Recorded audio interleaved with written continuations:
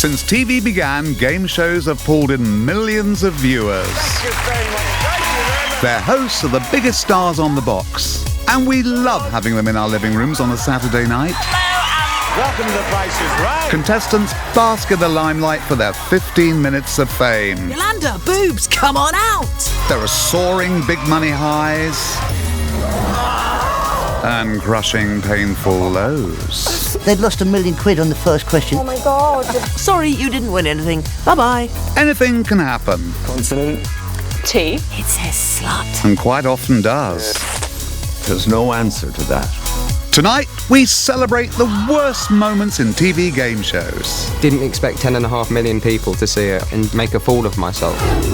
Coming up, King of the Catchphrase, Roy Walker, gives us the scoop on one of his most awkward moments ever. The audience were out of control. Sean, you're going to have to speak or we're run out of time. I've no idea, sorry. No idea. The millionaire contestant who took the gamble of a lifetime.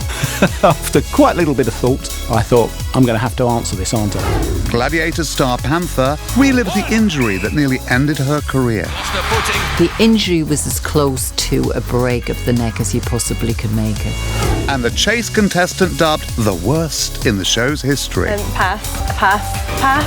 It's quite clear that she was really nervous. So shut that door, phone your friends, and come on down for when game shows go horribly wrong.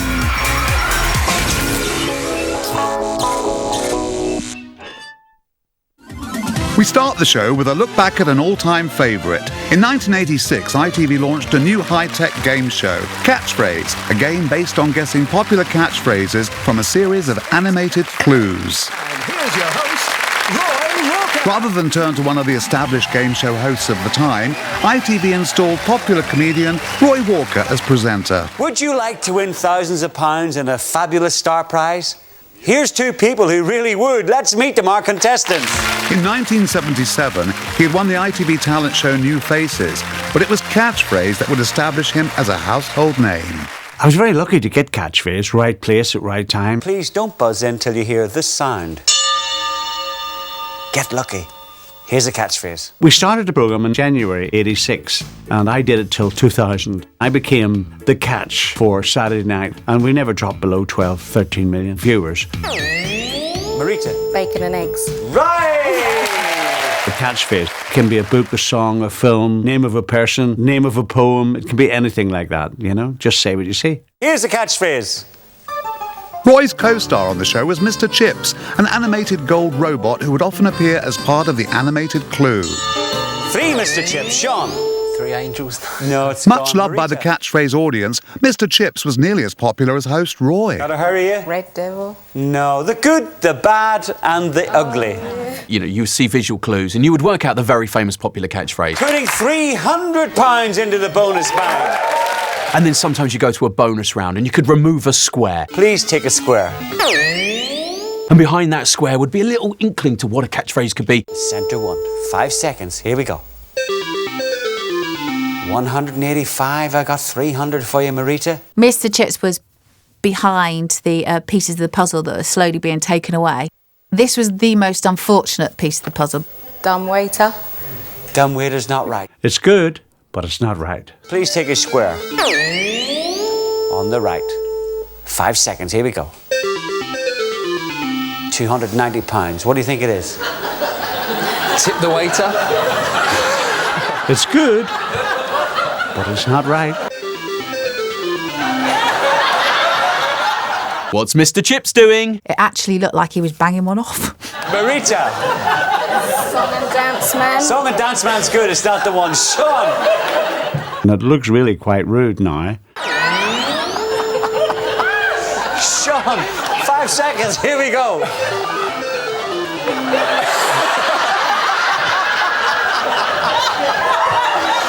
Roy's such a lovely guy there. It's so lovely. And I was like, oh, I don't want that to happen to him. Not to him. The audience were out of control at the time. They were laughing their socks off. This young chap doesn't know what to say. Sean, you're going to have to speak or we'll run out of time. I've no idea, sorry. You've no idea.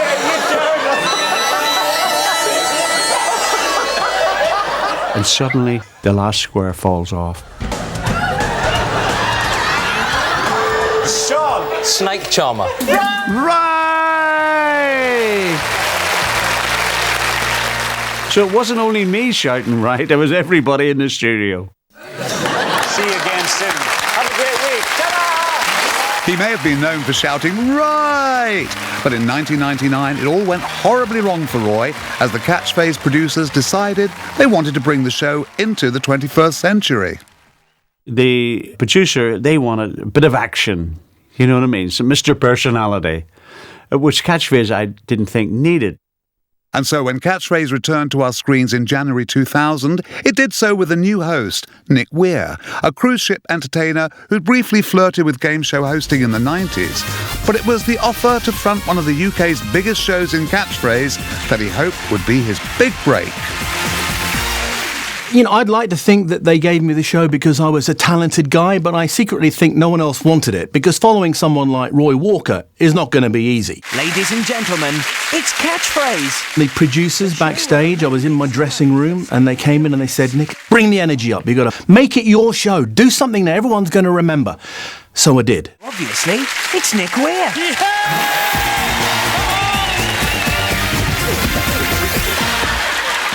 I'll be all right. I came on with so much energy that I lost my footing at the top of the stairs, bounced all the way down and broke my leg in 3 places. Ah!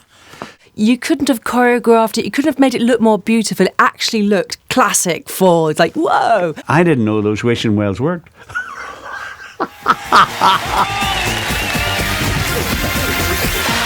What a phone call that would have been. Roy, can you come back? I'll be all right. Actually, that happened yesterday, and I've just come back from hospital. If you fall down the stairs and break your leg in front of 11 million people, you are never embarrassed again in the rest of your life. No, I've really hurt myself. Everywhere I walked. Hey, Nick, hop along, Nick. How's the leg? How's the leg? Actually, I've broken my foot, look. But in best show business tradition, the show must go on. So welcome to Crutch Phrase. I'm Nick Weir, and I'm plastered. The Brits, they like you to be sharp, but if you can be sharp and have a bit of a limp, they like you even more. Now, when the crew said go out and break a leg, I didn't know they actually meant it. And it was amazing. From the moment I showed up with 2 crutches and a pot on my leg, I was a big hit. Yeah. Have a look at the screen, and I'm going to go round behind it, and if I don't get there in 30 seconds, call someone. It means I've fallen over. I think I did about 20 shows in crutches, 10 of them on Painkiller. I don't even remember them. Shoe? No, bit bigger than a Jack boot? Jack boot! I think we did 26 episodes in my first series. But whatever show was following us in that time slot was late in production, so they had to repeat a few of my first series. And they repeated the show where I broke my leg. And I got letters from people saying, oh my God, you've done it again. Still to come, Consonant. Rachel Riley has a horribly awkward moment on Countdown. This is Tea Time Deli. And this Who Wants to Be a Millionaire contestant is faced with a choice of a lifetime. We are 2 questions away from £1 million. And I thought, you don't get that opportunity in life, ever.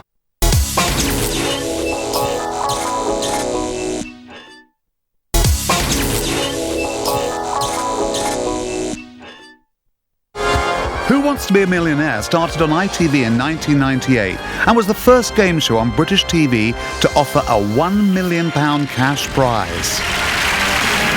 Hosted by Chris Tarrant, the show was an instant hit with over 19 million viewers tuning in at its peak.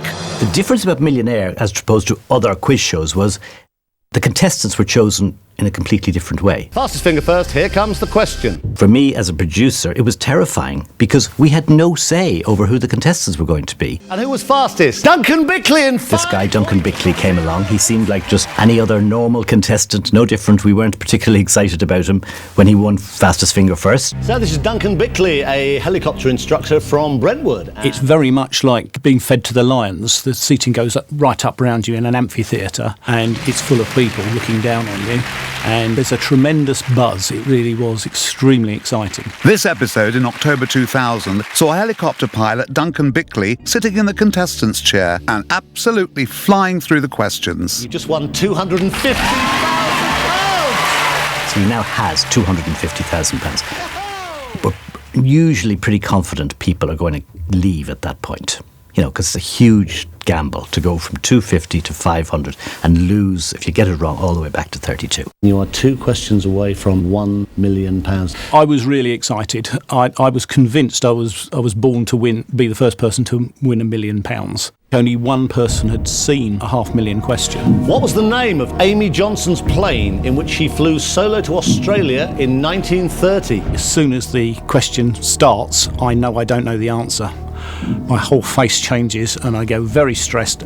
I was convinced that Pegasus was the obvious answer. I wasn't convinced it was definitely right, but it seemed to be the obvious answer. I didn't think it was Jason or Hercules. Let's go 50-50. Computer, take away 2 wrong answers, please. Leave Duncan the right answer and the 1 remaining wrong answer. When I used the 50-50, I thought, oh, it is Pegasus, then probably is. It's got to be Pegasus, isn't it? But I'm in the computer room where the questions are generated, and I can see that if he goes for it, he's going to get it wrong. Jason had nothing to do with flying, did he? So I'm thinking, desperately sorry for him on the one hand, and would love him to go to the million. On the other hand, I'm thinking, wow, this will be quite a story if he loses all that money. It's a big TV moment. After quite a little bit of thought, I thought, I'm going to have to answer this, aren't I? Pegasus. Final answer. Yes. It's only when he says final answer, that's the moment that Chris sees a tick or a cross on his computer, so he knows it's right or it's wrong. Just lost. £218,000. The answer is Jason. Oh, man. It was very deflating. You've been riding this unstoppable train right the way through with the motivation. Everybody in that room wants you to win. Tarrant thought I'd got it right. And he had to say, sorry, mate, you got it wrong. Duncan Bickley goes away. I thought he was there tonight. And then Chris Tarrant has to kind of say goodbye to him really quickly. That's it. No counselling. It's off. Duncan Bickley goes away with £32,000. £218,000 it cost him. I think it's still a record on the show to this day. You could have bought a house for that. Poor old Duncan has to be taken to the green room, and then afterwards I would go and I would commiserate and say, well done, you were a great contestant and you were brave and you still have 32,000. It's not quite the same as 250. Really, I got what I wanted because I wanted the notoriety of being the first person to win $1 million, and instead I got the notoriety of being the first person to get the $500,000 question wrong. In November 1982, a 4th channel was launched on British TV. After hours at the drawing board, they settled on the name Channel 4, and it introduced the viewing public to a show that would go on to become a permanent fixture on our screens. Hello, good evening, and as the countdown to a brand new channel ends, a brand new countdown begins. Very first programme on Channel 4 was Countdown, with presenter Richard Whiteley. This countdown is a quiz game that all of you can play at home, and if you're good with figures, or you figure you're good with letters, well, we think this could be the game for you. Richard Whiteley was the host of Countdown. Everybody remember that. He was there for years. That was his programme. It's all about sums and anagrams, so why not grab a pencil and paper right now, and I'll give you the rules as we go along. It's been amazing how it was taken to the nation's hearts. And there was something about this cosy little game that the British public adored. And over the years, while the style evolved, the gameplay remained unchanged. Hello to you, welcome to Countdown this Monday. Well, you've had a long weekend, you've waited 2 days for this. It's just so lovely. It's just such a comfortable little TV show. You play around with letters. Consonant, please. Thank you, Mike. H. You play around with numbers. Times 100 is 500. You make words, you do sums. Well, that about says it all, sums it all up. Just so warm and enjoyable. Go on. Consonant. I and... I have to say, there was an awful lot of laughter on the set of Countdown. Oh, and our butter lad. It was very relaxed. The crew used to stand behind the cameras trying to do the words. Thanks very much indeed. Let's start the clock. And pens and paper would have been at the ready during this outtake from the 1991 Champion of Champions episode, which pitted Series 19 runner-up Gino Core against Series 17 champion Lawrence Pierce. These meetings of Countdown's greatest minds were a huge draw for the show's fans, with ingenious, intellectual answers guaranteed. Now then, Gino. 7. 7 again, and Lawrence. 7. 7. Let's say Lawrence is 7, please. Not sure if I dare say this one. Wankers. This is Tito Deli! And there's some tittering around the audience. And Richard, bless him, it's Well, certainly it is said by many people, there's no question about it. Wankers, it'd be interesting to see if that's got in the dictionary. Yes, it's a word, and a lot of people say it, yes. And Gino, what have you got? Gino? You've got Peter Wankers. Gino took it right down to the depths of depravity. Seriously, have they no shame? Then Giles Brandreth decided to pop up in Dictionary Corner. They anticipated my next line. What is Richard Whiteley doing asking for a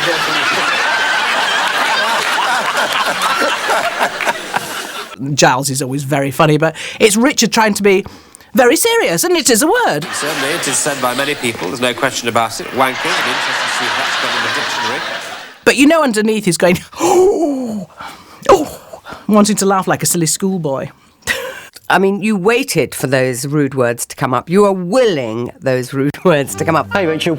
Hi, Chris. Can I have a consonant, You please? can indeed, thank you. Start with S. And another. L. Oh, when they're putting out the vowels and the consonants, it's heart in mouth moments. And a vowel. U. There's a set of unwritten rules that the contestants are given.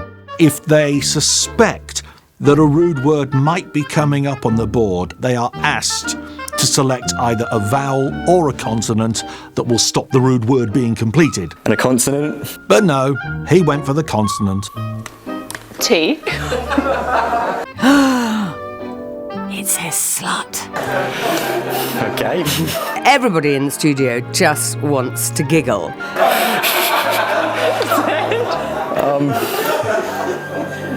Let's speed this along. Because we're all big kids, really. We just want silly things to happen. Can I try a 9? Cream pies.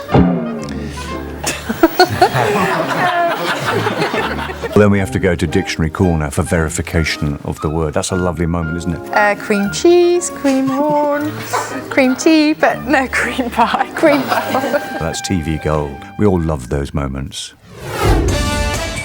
Games with letters are popular the world over. Lingo was a Dutch wordplay game that aired every day in the early evening between 1989 and 2014.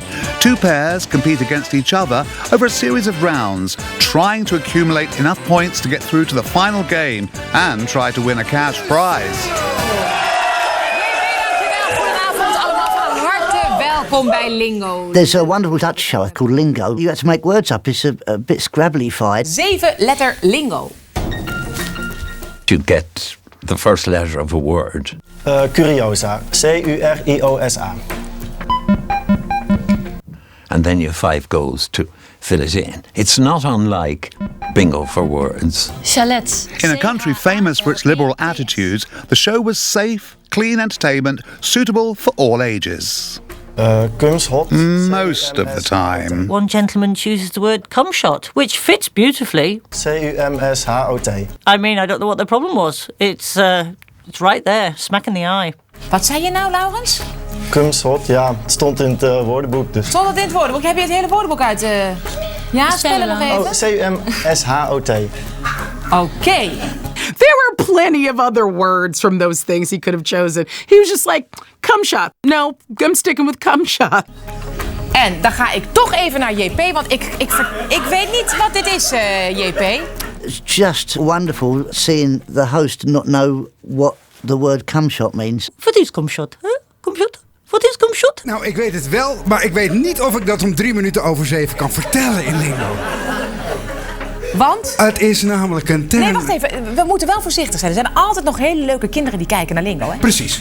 And then the voiceover man comes in and starts explaining it to her. Laten we zo zeggen dat het een bepaald moment in een hoogtepunt van een scène uit een film is die je pas heel laat ziet. It's something that happens at the end of a movie that comes on at night.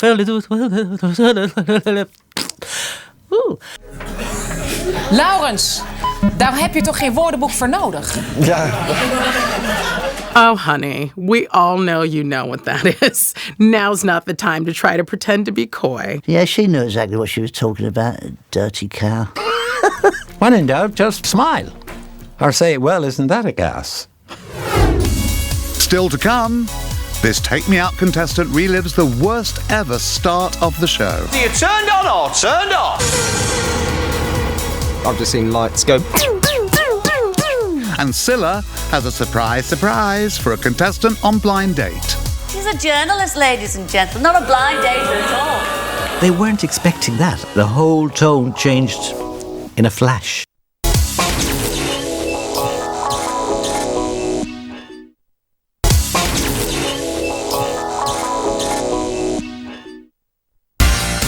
In the world of game shows, the dating show has always had a special place in the viewer's hearts. And in 2010, the public fell head over heels for ITV's brand new format, Take Me Out, which was an instant success. Take Me Out, great show. Love it. Watch it every Saturday. All aboard the Love Boat and welcome your captain, Paddy McGuinness. Funny man Paddy McGuinness had made his name as Peter Kay's comic partner in the series Phoenix Nights, and Take Me Out gave him his big break as an entertainment host.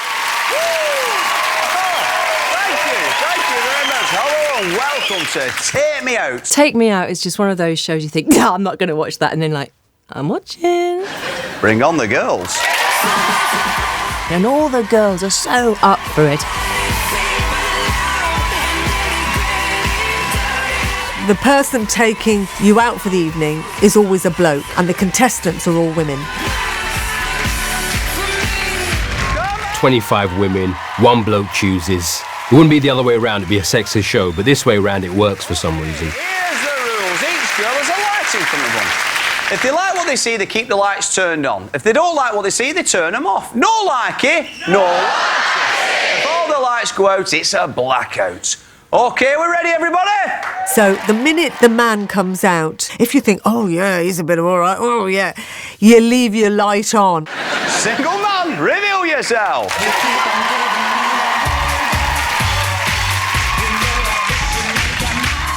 Lift is coming down. I mean, that visually itself as a boy coming down, as a girl's expectations are lifting at the same time. Everybody's dancing. Everyone is in high spirits.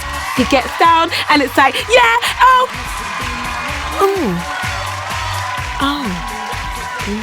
Every single girl's face was going from there to absolute, almost horror for some of them.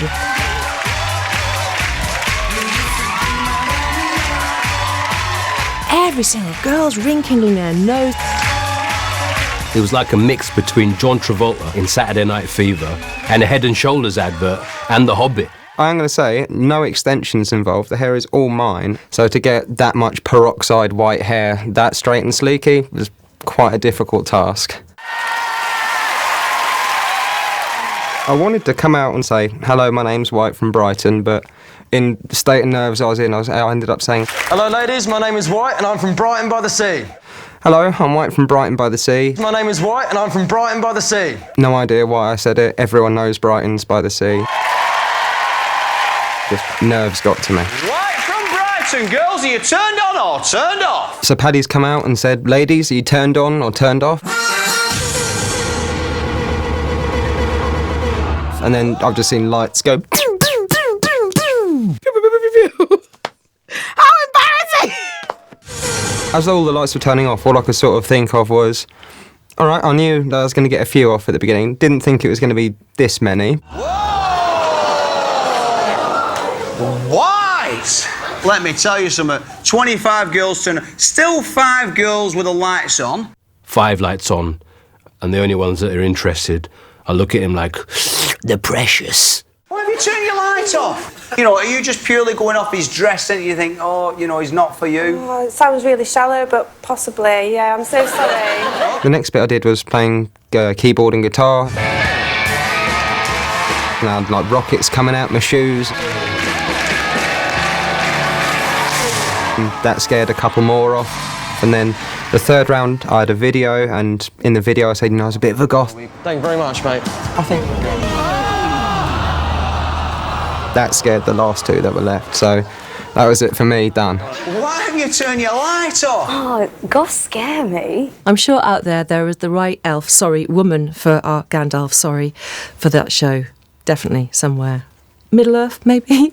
Come here for a bit of Paddy Love stuff. It may have been a blackout for White, but how did he cope with the mass rejection? Didn't expect 10.5 million people to see it and make a fool of myself. But see it they did, and in the age of social media, the negative comments came thick and fast. But reaction wasn't limited just to keyboard warriors. I was 19, so to go from not being known by anyone to suddenly being recognised every time I was out in Brighton or in London, you know, people would shout my name and run over to me and want a picture with me. There's the guy from Take Me Out! Sort of did feel like, you know, a little bit of the butt of the joke. Following such a horribly wrong public humiliation, would White ever be able to find love? Got a girlfriend now that I've been with for nearly 2.5 years.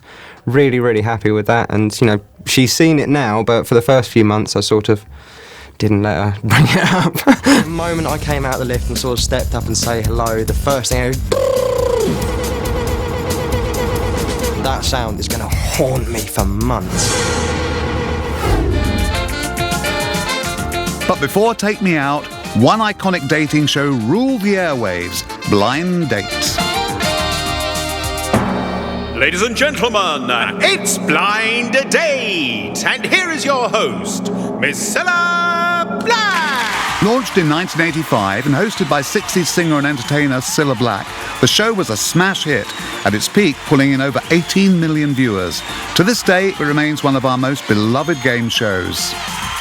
Blind Date was just a great, fun show.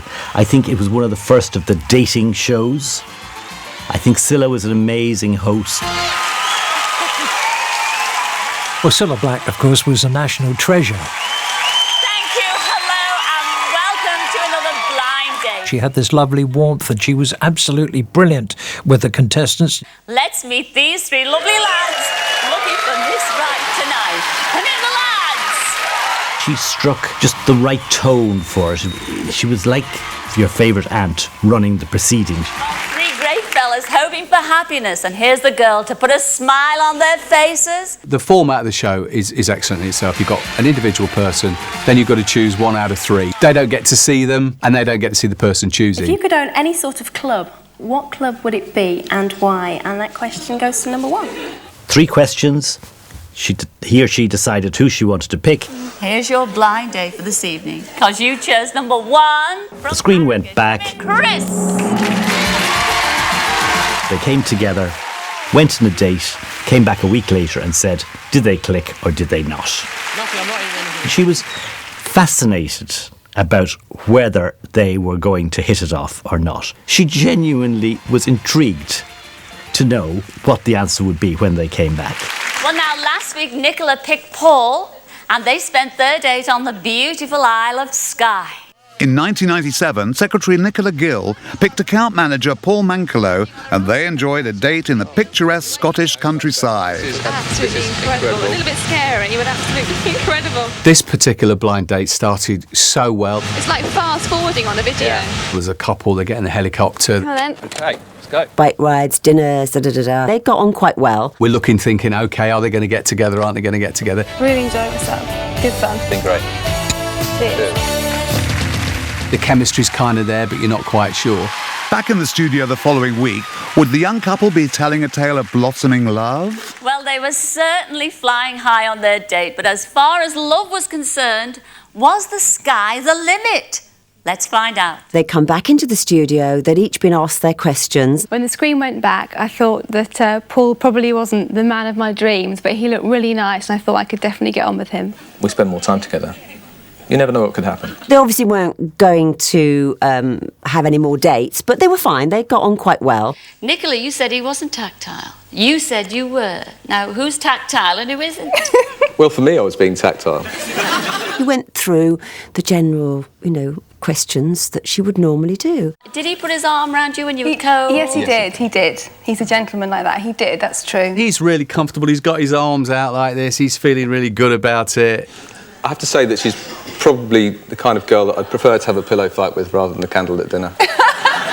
It just looks like an ordinary episode, doesn't it? This girl goes on a date with this guy. They get on okay. They're both quite attractive. Well, perhaps he wasn't spontaneous enough for you, Nicola. Is that right? 'Cause Well, you do like... yeah, I do. I'm the kind of person who likes surprises, but Paul likes his life to be a bit more ordered and, definitely, yes. I can't imagine anything Paul would hate more than a surprise, yeah.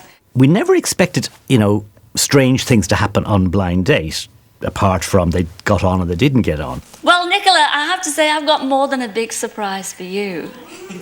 Because I know what you're at.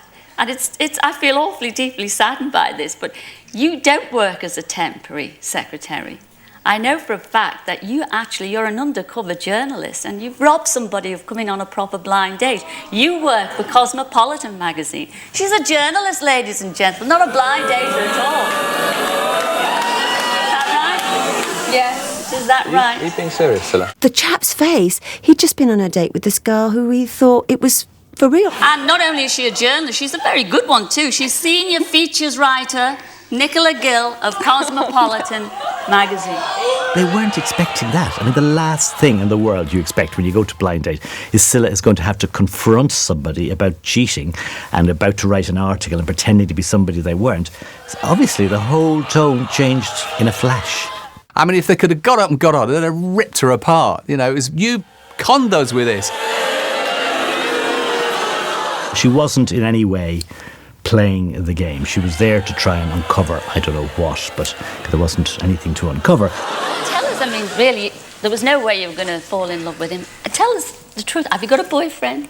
No. You haven't? Any children? No. I'm just asking.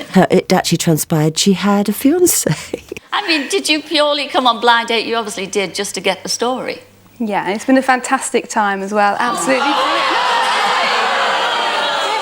He was absolutely horrified and really, really upset. It begs the question, why? Outrageous? I'm sorry. For the poor chap who was picked, obviously, it was a huge disappointment for him. I think he must have felt like he was cheated on. I think he'll look at his face. He wanted to pick up the whole sofa and smack her over the head with it. Well, don't you feel a little bit, the least bit guilty? I mean, I'm sure there's lots of girls in our audience tonight, and certainly millions of girls watching at home, who would have given their right arm to be sitting on this second. Scylla didn't let it drop. She goes for her in the most charming way. And this for Scylla was obviously a very difficult thing to have to do.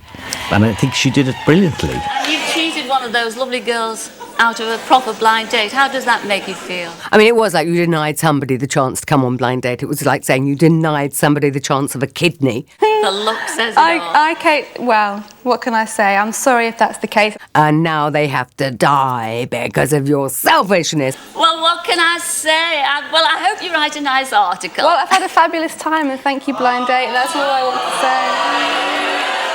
I can't wait to read the article. Good. It's just a shame that you tried to pull the wool over our eyes, but you didn't. While they may not have pulled the wool over Scylla's eyes, the following month, Nicola's article was published, and she revealed her true emotions at having been exposed in front of millions of viewers. So it's fair to say that for this roving reporter, things went very wrong indeed.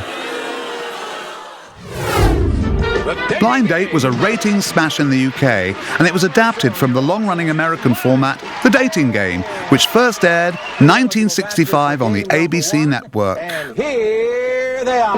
As we've already seen with Blind Date, contestants are not always what they seem. Quite often it turns out your date has a flaw or two and you don't get on. But nobody could have possibly predicted the secret that this dating game contestant from 1978 was hiding. Tonight at 9, An American Psycho. How this dating game contestant, Rodney Alcala, became one of America's biggest serial killers. He's a serial killer. It started with a slew of chillingly sadistic murders. 4 beautiful young women and a 12-year-old girl found dead. This guy's been killing people. He goes on the show and he's still killing people, and he'll be killing people afterwards.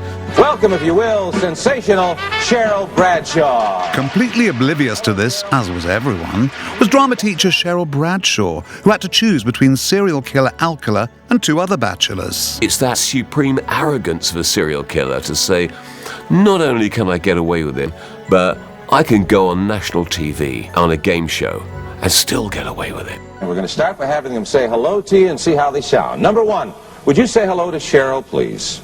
We're going to have a great time together, Cheryl. It's just, horrendous to watch because what we know in hindsight. Prosecutors say Alcala used his charm as a photographer to lure his victims. Bachelor number 1. Yes? What's your best time? The best time is at nighttime. The nighttime. And you back reference it all and you go, wow, the clues were there. Why do you say that? Because that's the only time there is. It really does send shivers down your spine. The only time? What's wrong with morning, afternoon? Well, they're okay, but nighttime's when it really gets good. You look at him and everything he answers, you just go, oh no, no, no, no, oh no, oh gosh, oh he's creepy, oh he's weird. Come on, over here. In an exclusive, investigators believe there may be clues to countless other victims among photographs we have obtained. Bachelor number 1, I am serving you for dinner. Oh. What are you called and what do you look like? I'm called the Banana, and I look really good. This guy's clearly personable, charismatic, came over very well. Who gets the date? Well, I like bananas, so I'll take 1. Number 1, Bachelor number 1, all right. The girl chose him, quite delighted too. Say hello to Rodney Alcala. Rodney, come on and say hello. Congratulations, Rod, you did it with the 1 answer. She decided not to go on the date with him because she said he was quote-unquote too creepy. Indeed, Cheryl was so put off by Alcala's demeanour, she decided not to go on their date together. Who knows what the consequences might have been had she made a different decision. You know, when there's a plane crash, there are quite often people who, for whatever reasons, didn't get on the plane. I think that date that she didn't go on goes into that category. Earlier, a judge sentenced Alcala to death for his gruesome crimes. Authorities say he used the same charm that made him a winner on popular dating game shows to lure his victim, one of the most prolific serial killers in U.S. history. Still to come, we're off to The Jump, one of the world's most dangerous game shows. On paper, sounds great. From your hospital bed after you've done it, less appealing. And former gladiator Panther talks us through this horrific fall. The injury was as close to a break of the neck as you possibly could make it.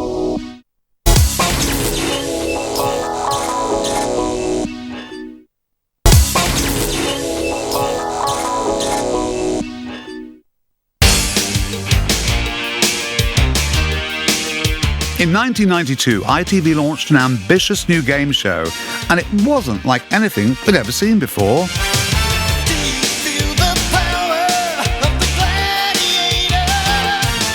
Big hair, lycra bodysuits, bulging muscles, slightly awkward poses to camera, and people hitting each other with massive cotton buds. It was the 90s personified, and viewers absolutely loved it. Gladiators was an amazing show whereby contenders from the British public would come on and face fearsome gladiators. Gladiators was a big Saturday night extravaganza, and it really was an extravaganza. It was just spectacular. Contenders, ready!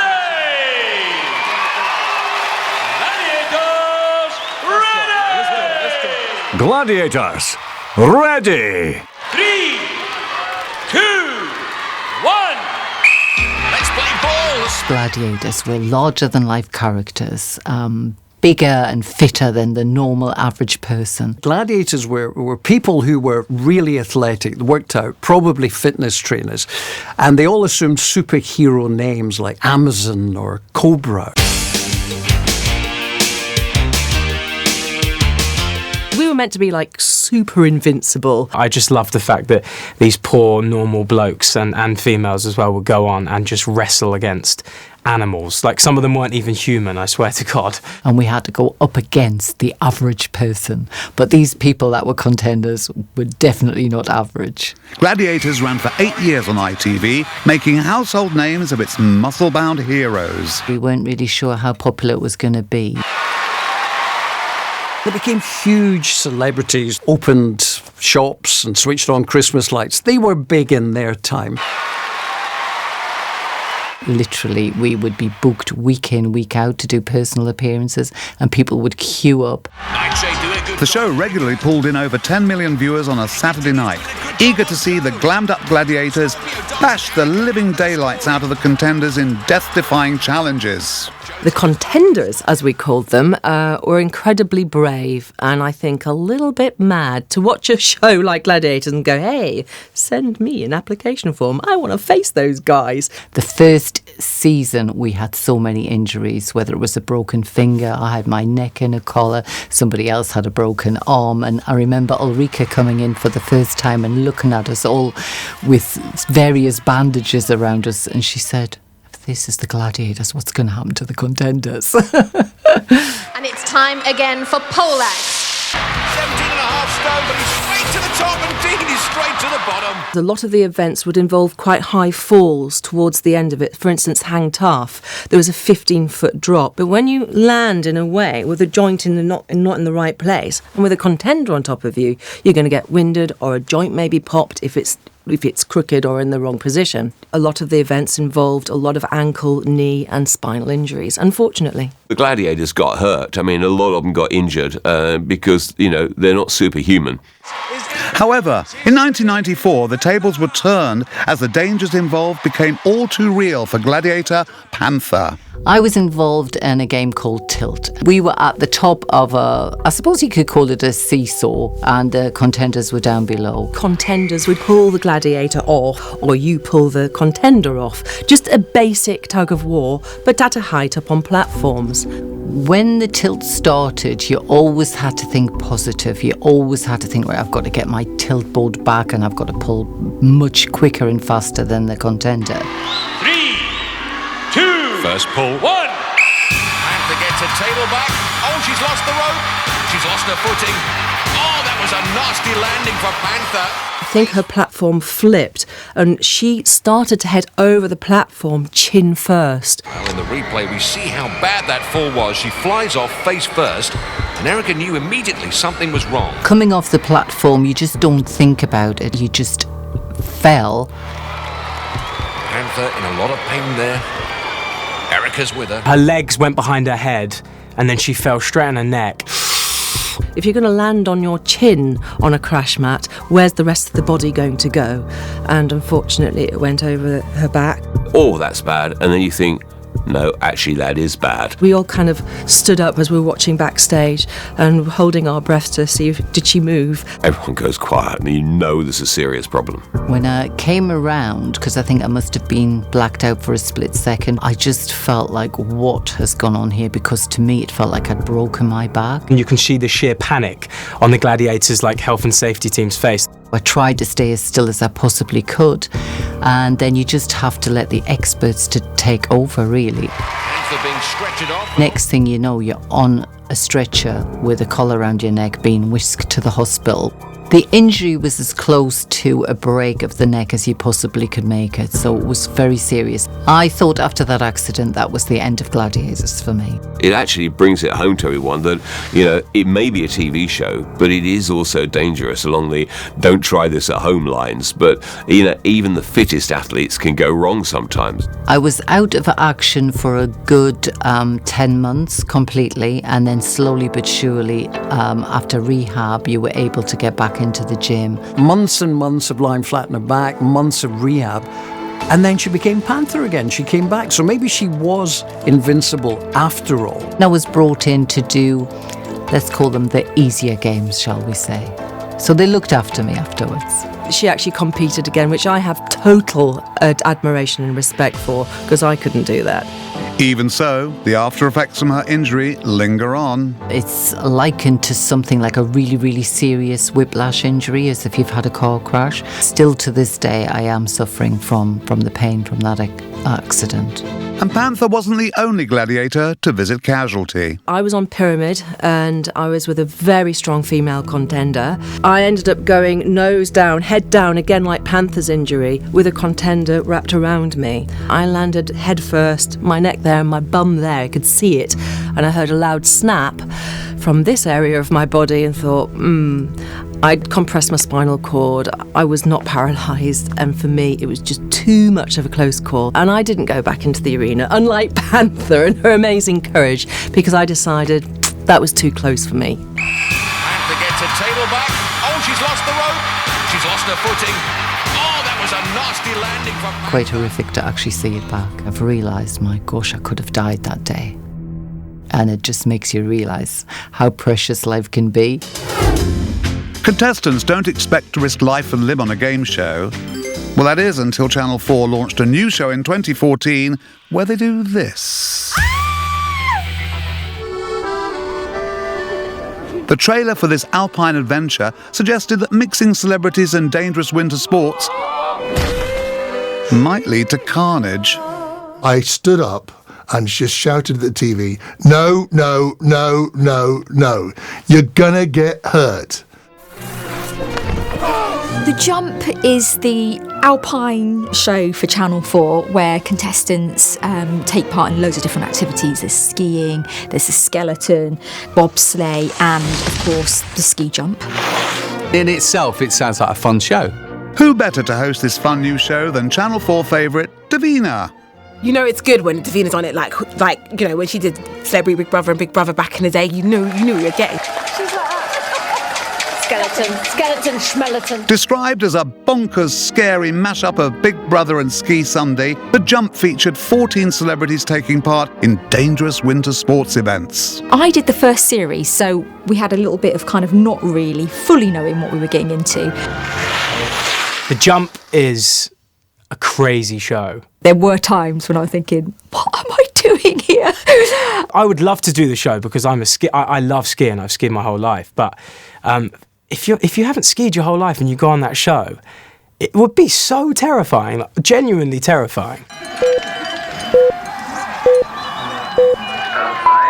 It's one of the things that I really respect about the show is that this is for real. I mean, they haven't dumbed it down. They haven't made it easy. Fair play to them. Each week, celebrities competed in a variety of events culminating in the ski jump, where the bottom two celebs had a jump off to determine who would go home. I sat on the top of that jump, where your skis are locked into these rails, so once they're in, there's no getting out. And you just let go and go off into the distance, and you can't see where you're going to land. I mean, it's utterly terrifying. The show built up to the moment we saw a celebrity take on the ski jump. Away he goes! If you jump, it's going to be like a That's it, pretty much, on the jump. The Telegraph likened it to plopping off a ski jump so small that it could double as a speed bump or playground slide. Although the ski jump itself didn't look dramatic, it was all too real for the celebrities who took part. God, what goes through your head is like, what the hell's going to happen to me? What happens when I come off the other end? Series 1 saw Olympic legend Steve Redgrave withdraw, having come a cropper on the slopes. We had lots of crashes and broken bones and the rest of it. I got a concussion. Bob's okay, clearly. A friend of mine, Marcus Brigstock, when it first came out, he went on it and he ripped his knee apart. Comedian Brigstock snapped his cruciate ligaments, putting him out of work for a year. A lot of the jumps, you don't look that high, but when you build speed and you go down, you honestly get a hell of a lot of distance. Like, you fly. The first series was panned by TV critics, but despite critical reviews, the show was a hit with viewers, and 3 further series have been aired, resulting in further accidents and injuries to contestants. But that show is got a lot of people that can ski, and then it's got a lot of people that can't ski. So when you mix them together and you tell them to race against each other, it's just setting up for an absolute disaster. You've got to be that kind of person that's quite prepared for high adrenaline and some severe risk. Face planting is okay. That's always funny. Face planting with skis on. On paper, sounds great. From your hospital bed after you've done it, less appealing. I mean, the injuries that people have sustained to this point now, the list is, The injuries are kind of those ones that will be with them forever. You're going to get hurt, and every season someone gets viciously hurt. And in 2016, Series 3 had celebrities dropping like flies. Last year was a bumper crop of people being injured. Swimming star Rebecca Adlington fell awkwardly during jumping practice and dislocated her shoulder. It doesn't matter if you're a legendary sports star or you're someone that is so far from being a legendary sports star, it's crazy. It doesn't matter, because when you go skiing, anything is possible. It all went horribly wrong for actress Tina Hobley, who had a catalogue of injuries from a nasty fall on the slopes. She dislocated her elbow, broke her arm in 2 places, tore shoulder muscles, and ruptured her cruciate knee ligaments. And in another horrific accident, Olympic gymnast Beth Tweddle suffered a serious back injury, fracturing 2 vertebrae that required major surgery. You could be the biggest sports star, the most successful sports star in the world, and be really fit, but if you ski, you hit a bit of ice, then game over. All the best. You can get some pretty painful and brutal falls, yeah. I didn't do too badly out of it. I've got to say, I did get a concussion, and I did meet my partner. The two are not linked, by the way. Still to come, we revisit a truly harrowing entertainment format from yesteryear. You're saying to people, come and beg. The boy had polio 4 years ago. Because you're making entertainment out of people's misery. If we had a gurney, I could take him out to get some air. And we remember this bizarre game show tribute to the late Princess Diana. It all went a bit off-piste, and it sort of slid down this very slippery slope of being slightly flippant.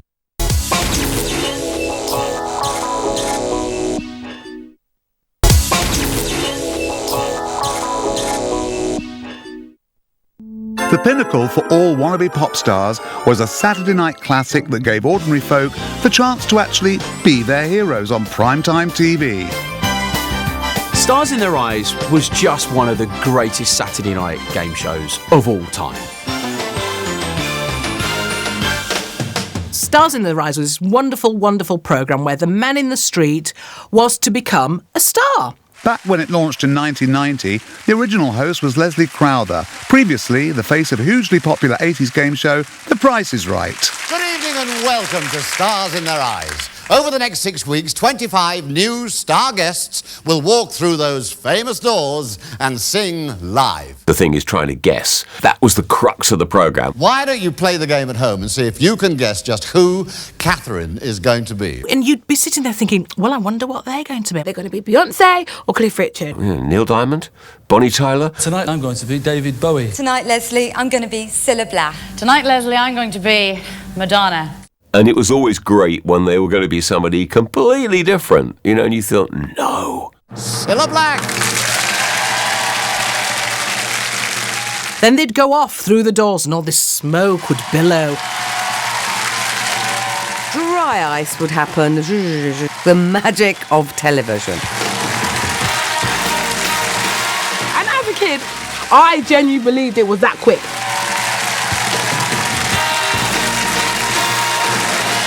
Me and my cousins used to act out Stars in Their Eyes, and we'd have to run into the living room and run back out and run back in again really quickly dressed as someone else. And it's a lot harder to do when it's only you only have 2 seconds to do it. The transformation was fabulous, and the audience would wait with bated breath until the first couple of bars. And you think, wow, I can't wait to hear them sing. Let's dance. Pull on your red shoes and dance the blues.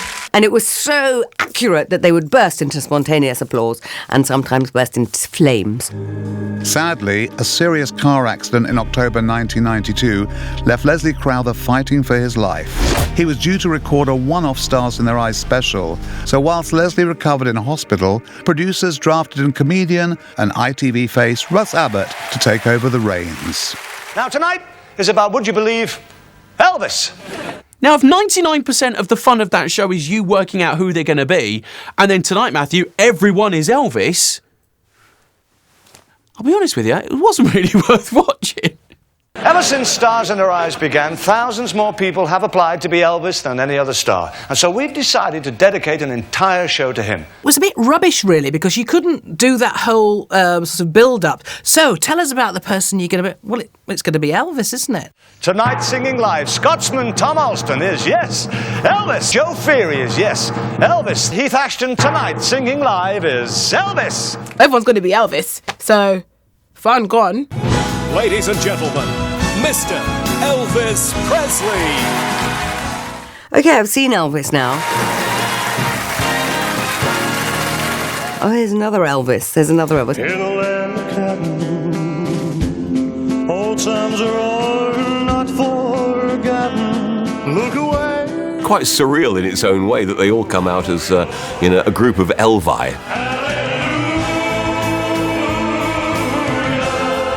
So everyone there looked like Elvis and sung Elvis, so I might as well have just watched Elvis. What would have been really funny is if somebody had come on and gone, you know what, I don't really like Elvis that much, I think I'm going to do Dolly.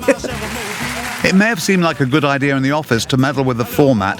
However, in the studio it became apparent that if it ain't broke, don't fix it.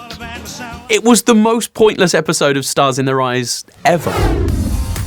In 1997, a game show called 100% was launched, which was billed as the quiz with no host. 3 players answer 100 multiple-choice questions, with whoever scores the closest to 100% declared the winner.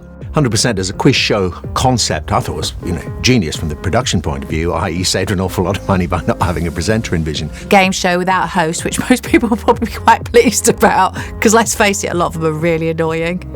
Me included. It was ahead of their time because we're saying that robots are going to get everybody's job. This may be the way that the game show and quiz show hosts of the future will look. 5 months after 100% launched, tragedy struck as the nation's favourite princess was killed in a car crash. We have reports from Paris that Diana, Princess of Wales, has been killed in a car accident. I mean, I remember that whole era so vividly because I happened to be on air the night that she died, and I got a real sense of just how seismic that was, not just for our nation, but globally. She was, in 1997, the most famous woman in the entire world. The nation mourned, and the outpouring of grief was palpable. Her death in 97, the impact was, what? It just blew people's minds. On the first anniversary of her death, 100% dedicated an entire episode to the late princess. Welcome to this very special edition of 100%. It's a tribute to Diana, Princess of Wales. I'm all for celebrating her life, but I don't understand why this show got ever made. That's not a tribute. A tribute's a statue. A tribute's a bursary to send students to university. It's not a bad pub quiz, which is what this is. We have 3 loyal fans standing by. So, contestant number 1, please tell us your name. Hello, I'm Wendy Reader from Coventry. Contestant number 2, what is... Would she have wanted a quiz show tribute special, a year after her death? I'm not entirely sure. He starts the show sounding like he's doing an advert for the Christmas sale at DFS. Welcome to this very special edition of 100%. And now it's 100%. And then you can see, like, comic face in the booth. He has to go, serious face. It's a tribute to Diana, Princess of Wales. And it starts off okay. I'll ask 100 questions relating to the Princess of Wales, and at the end of the game, whoever has the highest score will be the winner. 3 contestants, and with every question that comes up, it's all about Diana, Princess of Wales. Question 1. How old was Diana on the day of her wedding? A, 20, B, 21, or C, 22? You have to answer within, I think it's about 4 or 5 seconds. Then you need to get 100%. You need to keep getting it right, and keep getting it right. I mean, it was just a constant barrage of questions about Diana. At which theme park was Diana pictured shooting the rapids with William and Harry in 1992? Where did Diana perform a high-kicking upbeat waltz with Wayne Sleep in 1985? Diana spent 6 weeks in Switzerland at the Institut Alpin Videmenet. What sort of establishment is it? It was like being in Russia in 1807. Tell us the answers. Just putting a light on their face. Now, this is a tribute. You want nice questions like, where was she educated? According to Diana's nanny, Janet Thompson, what were Diana's passions as a child? The questions are so random that you would never get unless you were her mother. It was the weirdest episode you could ever imagine. When she was 11, Diana had a pet guinea pig. What was its name? Who knows that information? And more importantly, who cares? That's an odd thing to know. In which coach did Diana ride to her wedding? A, Glass, B, Irish State, or C, National Express? It skirted over the bounds of taste. What is the name of the surgeon gynecologist who delivered Diana's children? A, William Greening, B, George Pinker, or C, Herbert Reddish? It's not really kind of casual dinner conversation, is it? Oh, who delivered you? Oh, so oh yeah, he's a great guy. Yeah, lovely hands. It all went a bit off-piste and it sort of slid down this very slippery slope of being slightly flippant, considering it was like a Princess Diana tribute. Who or what did Diana describe as a shameful friend in April 1993? Is the answer Charles? The answer is B, bulimia. Bulimia?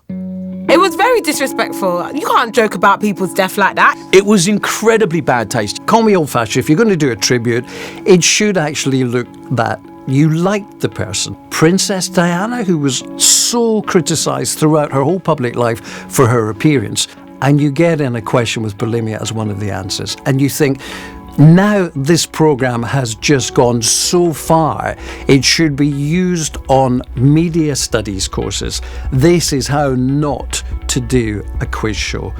And I think, for me, it's set up as one of the worst examples of a quiz show ever. Would you like to be queen for a day?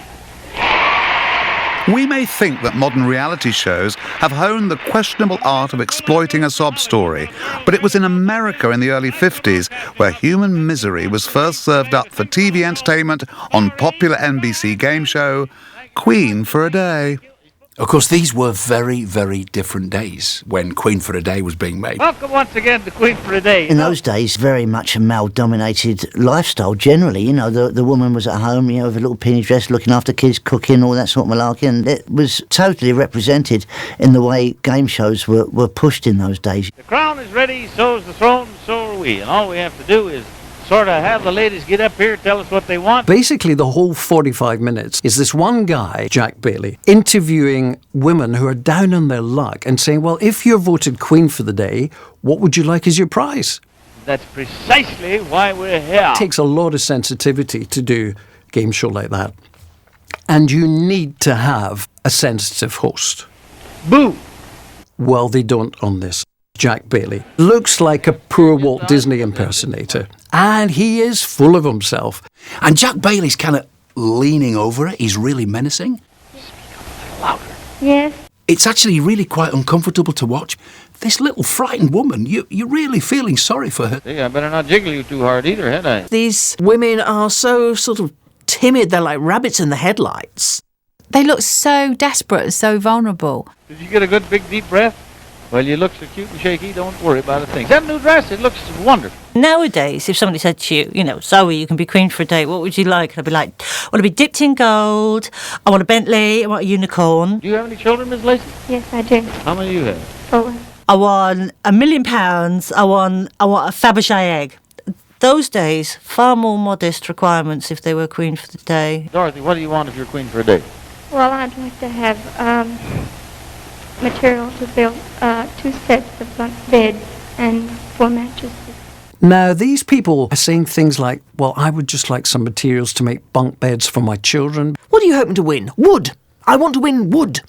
You're our queen. We'll bunk bed your trailer. We'll put the mattresses on it, and the rest is up to you, okay? Thank you.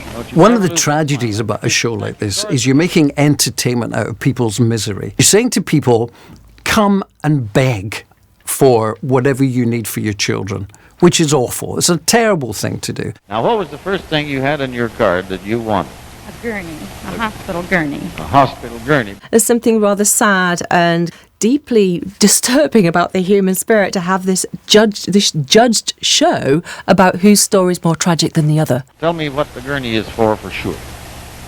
The boy had polio 4 years ago. I see. And he had 2 operations on his spine last November. Boy. Woman wanted a hospital gurney for her son who had polio. I mean, you couldn't make it up. It's like Angela's ashes. He's been home since December. Good. In a full cast. He isn't allowed to leave his bed. Uh-huh. I can't be sat up. I see. If we had a gurney, I could take him out to get some air. Oh, God, the show is so deeply sad. I lost my husband in November Oh, my through a goodness. hunting accident. He was out hunting, and his buddy accidentally shot him. It's like the most heartbreaking show of all time. I think that game show would have been better named if they just called it Who's Got the Shittiest Life? What do you want as your queen for a day? What can we do to help you? Well, I'd like to go to school to learn a trade, either be a beautician or anything. It's so hard to find a job now. I can't get a job, and I had no high school education, and it's rough. Every story was actually very moving. I was like, oh my goodness me. Now, we're going to have the voting by the people in the audience, and we'll have it right now. Number 1 was Mrs. Dorothy Lacey. And then at the end of it, what happens is they have a clapometer. A studio audience will clap at who they think is the most deserving. Number 2. It's just bizarre. Number 3. Whoever gets the loudest clap is crowned queen for the day. 5.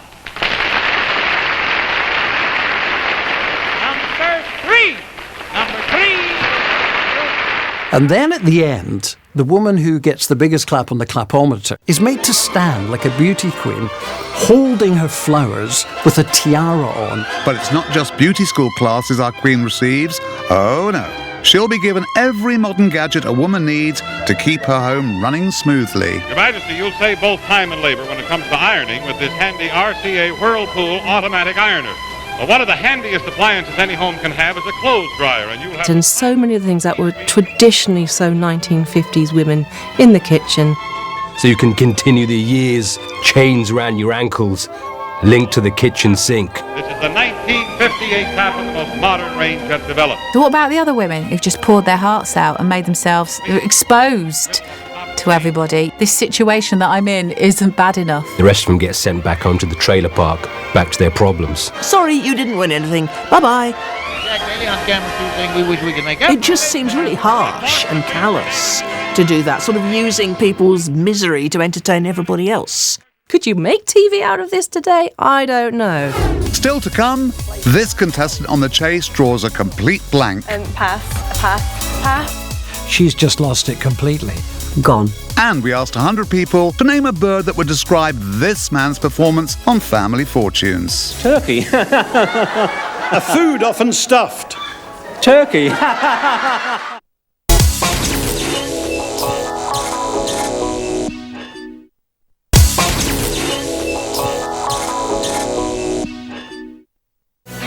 These 4 people have never met before, but by working as a team, they have the chance to win thousands of pounds. There's just one thing standing in their way.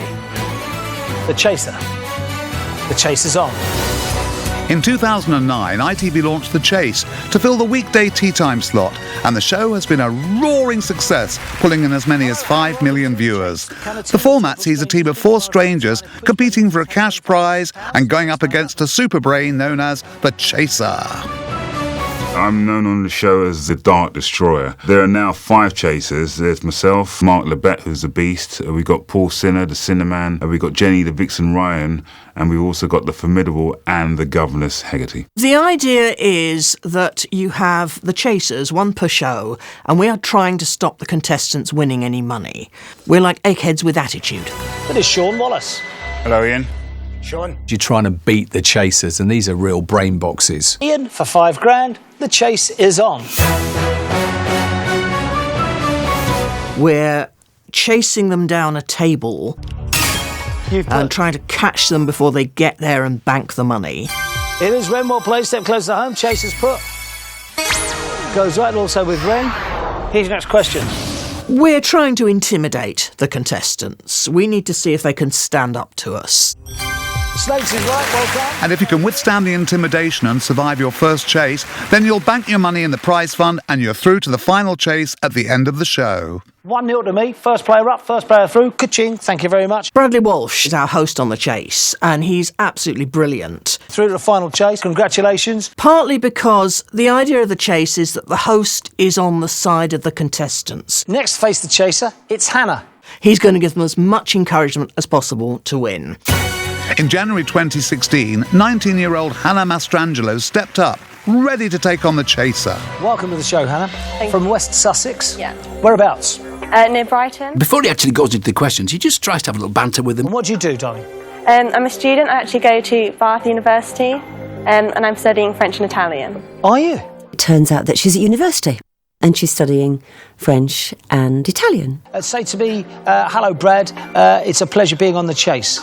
In French. Bonjour. Bonjour. Bonjour? Sorry. I can't do the end of it. She went, I can't remember anything else. And he went, oh, okay, fine, not wanting to unnerve her. Okay, what about in Italian? Ciao. Ciao? I tell you what, Hannah, I've got to say, the extensive knowledge of being at university has actually done you honestly, there's no bounds. I love it. It's quite clear that, so far as this particular contestant is concerned, she was really nervous. Thinking, I really fear for her when we actually get to the real questions. Hannah, are you ready? Yes. I wish you luck. Thank you. Your time starts now. All your family and all your friends and everybody who knows you is watching. Graham Chapman played Brian Cohen in what Monty Python film? Pass. Life of Brian. What part of a guitar neck is also a word meaning to worry? Pass. Fret. And there is a tendency for the brain to freeze. Former actress Nancy Davis is better known by which married surname? And it gets worse. Nancy Drew. Reagan. It's compulsive viewing, even though you're squirming in your seat. The Bible's Book of Psalms sets a man's lifespan at 70 years and what? 3. 10. You're actually quite enjoying the fact that she's getting every single thing wrong. A Spinning Around and Born to Try were hits for ex-cast members of what soap? Home and Away. Neighbours. You can see the team in the background. Every time she's saying pass, and I don't know, they're going... Oh. And you can just see their hearts are sinking. We're going to have to carry this girl, they're saying. Pass. Josiah Wedgwood. She's gone into what we call the pass spiral. And once you're in this spiral, it's very difficult to pull yourself out of it and stop and listen to the questions, even when there are clues in the question. The Attenboroughsaurus dinosaur was named in honour of which TV naturalist? She's asked about the Attenboroughsaurus. Who is it named after? Attenborough. Pass. Sorry. David Attenborough. And she's actually says, Attenborough, pass. And we're like, you just gave the answer, girl, and you didn't even notice it. She's just lost it completely. Gone. Jess is a member of a women's football team in what 2015 West End musical? You're just wanting her to get one right. Pass. Bend It Like Beckham. Oh no. Right. Hannah. She finishes her cash builder. After 1 minute, she hasn't scored any money at all. I don't think I've ever seen a chase where someone gets everything wrong. Now you're thinking, Hannah, you are a bit dim. How did you get into university, love? What happened there? Oh, that's terrible. Well, do you know what? We still get to go to the table. This is the thing. Even if you get none, and we've had players that have done exactly this, gone back to the team and been part of a winning team. Understand? Okay. Are you ready? Yeah. Time to face the chaser.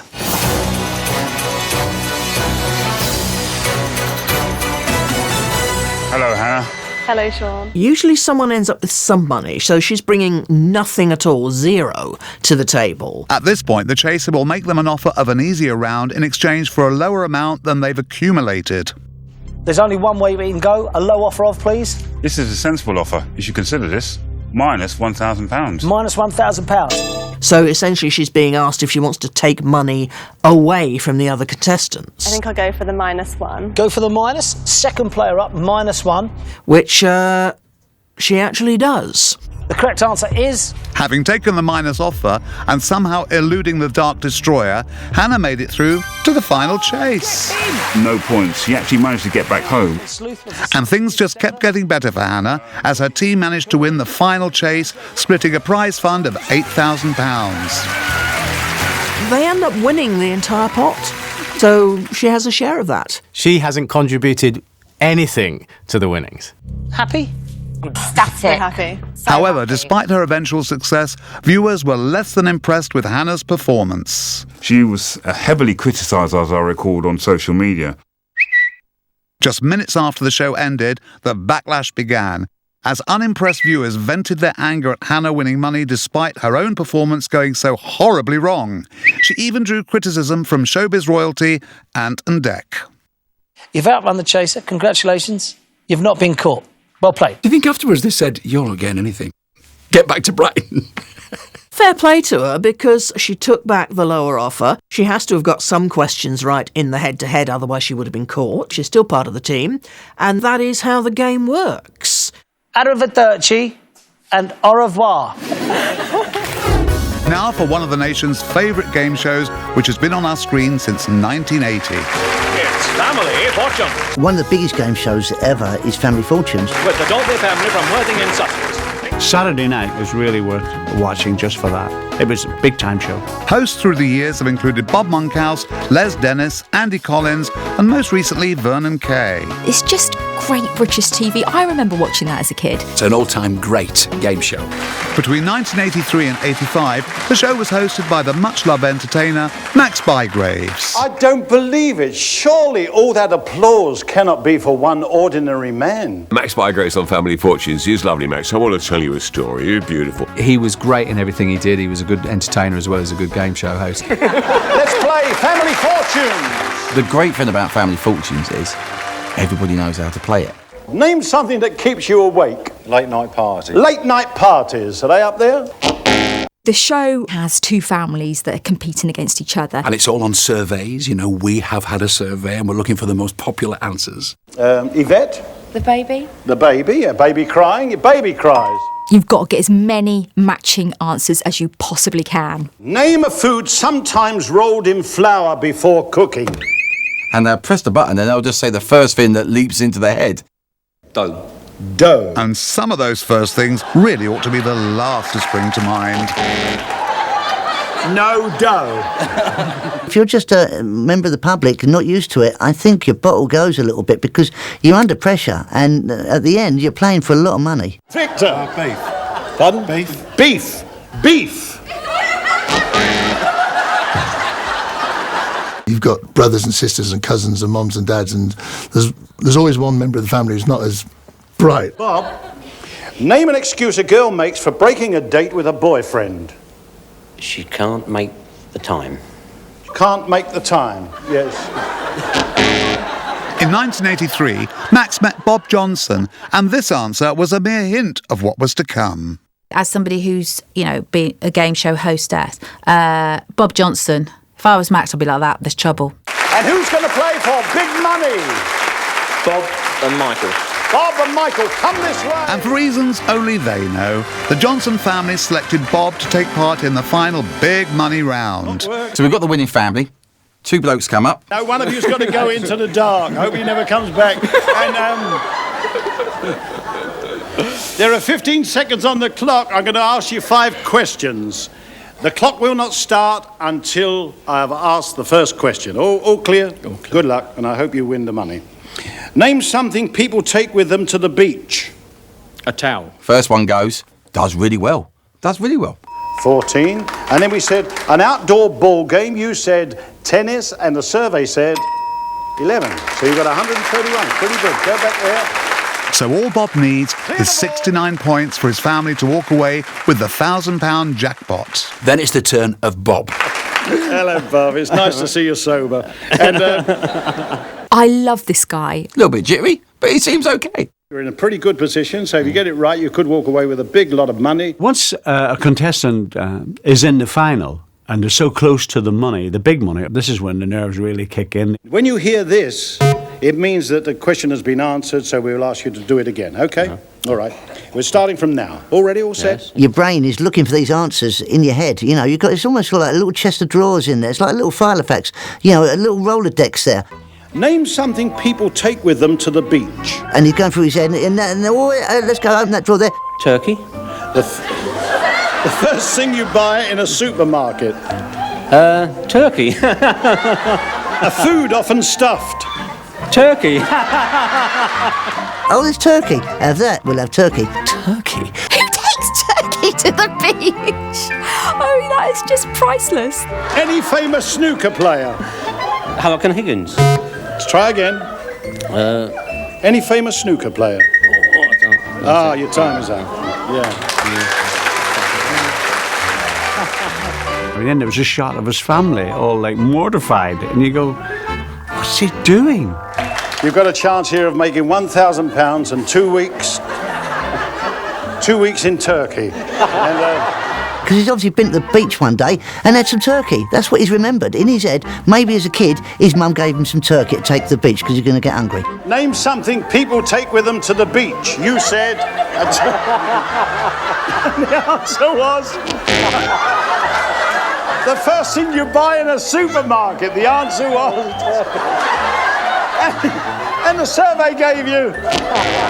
Of course, he's already thought of turkey, and that brain is linked to a supermarket. What he's bought turkey in a supermarket for? I'll have turkey. Food often stuffed, you said. The audience in hysterics.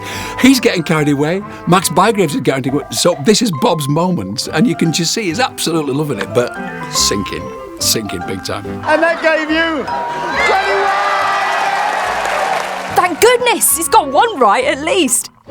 This poor family are just sat there watching, just with their heads in their hands. No. This is terrible. In the history of game show moments gone horribly wrong, this has to be one of the biggest turkeys ever.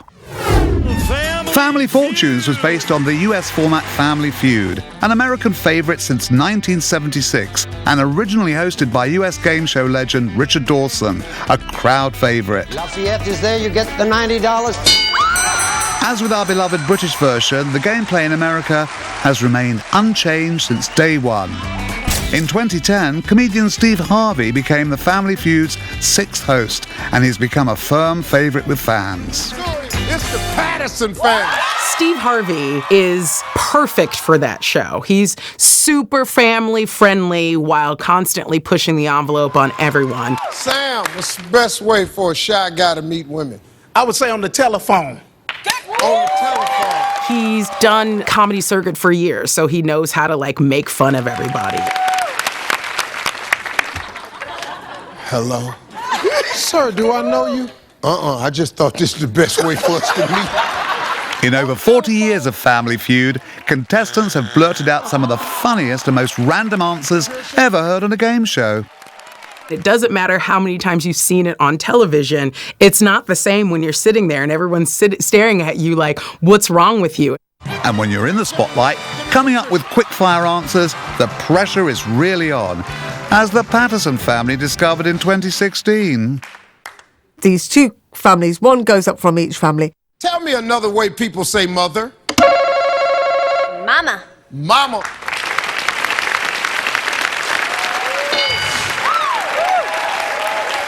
Mommy. Mommy. It starts off pretty good. They've got half the answers knocked off the board. And you think, oh, good, she's bright family, this is going to go well. Then, they can choose whether they would like to continue. We're going to play, Steve.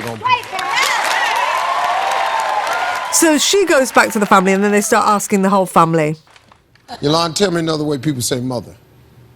Nanny. No, I would have thought that would be grandmother. And the audience like, yeah. Cecilia? How about Nana? They keep going down the line, and they just keep changing Nana to Nini to Nene. Nana! audience were even more stupid than the family, because every time the family said something, the audience would cheer and clap as though they were doing well. Sheila, tell me another way people say mother. What about Steve? Nana? They just got, again, probably a little bit of stage fright. They just lost it. Could not think of another name for mother. Didn't you say Nana? I did say that, Steve, yes. Nana. Uh-huh. And I said Nana.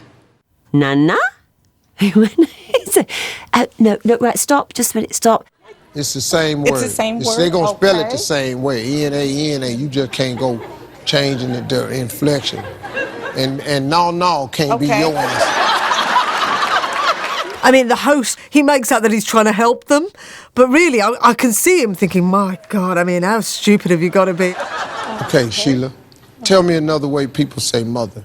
So she went, okay, right, and they're going, right, okay, we're ready, right, okay. Mommy. I think she genuinely believed the way in which you could pronounce it would be a different way of saying the actual word mother. Oh, mommy. Right. Not mommy. You want mommy. Not mommy. Right. Oh. Got me? I see you. I feel you. That's hot.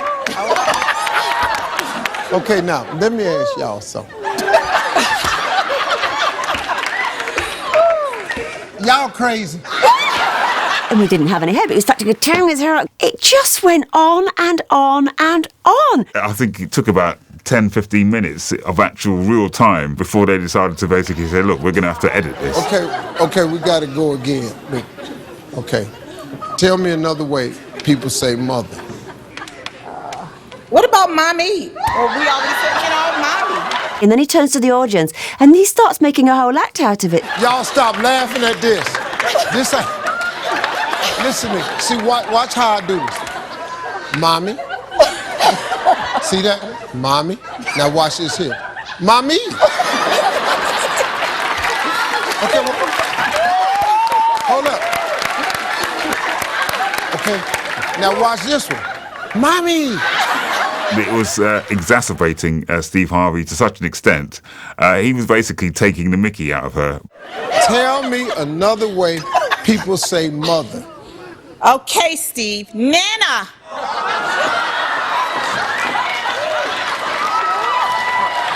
This is made up, obviously. That nobody is this thick. Right, well, let's just flip that over.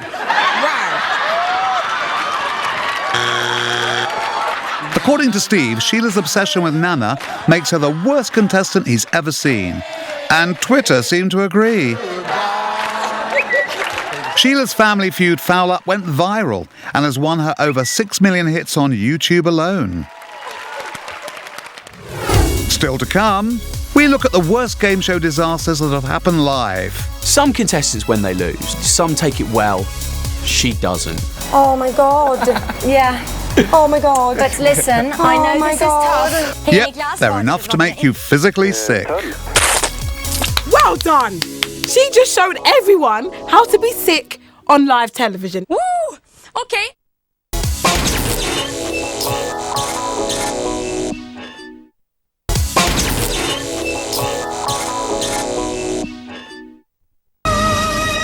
This is the £1 Million Drop live. The £1 Million Drop, a high-stakes game show where contestants have the chance to win a cash prize of up to, well, the clue's in the title.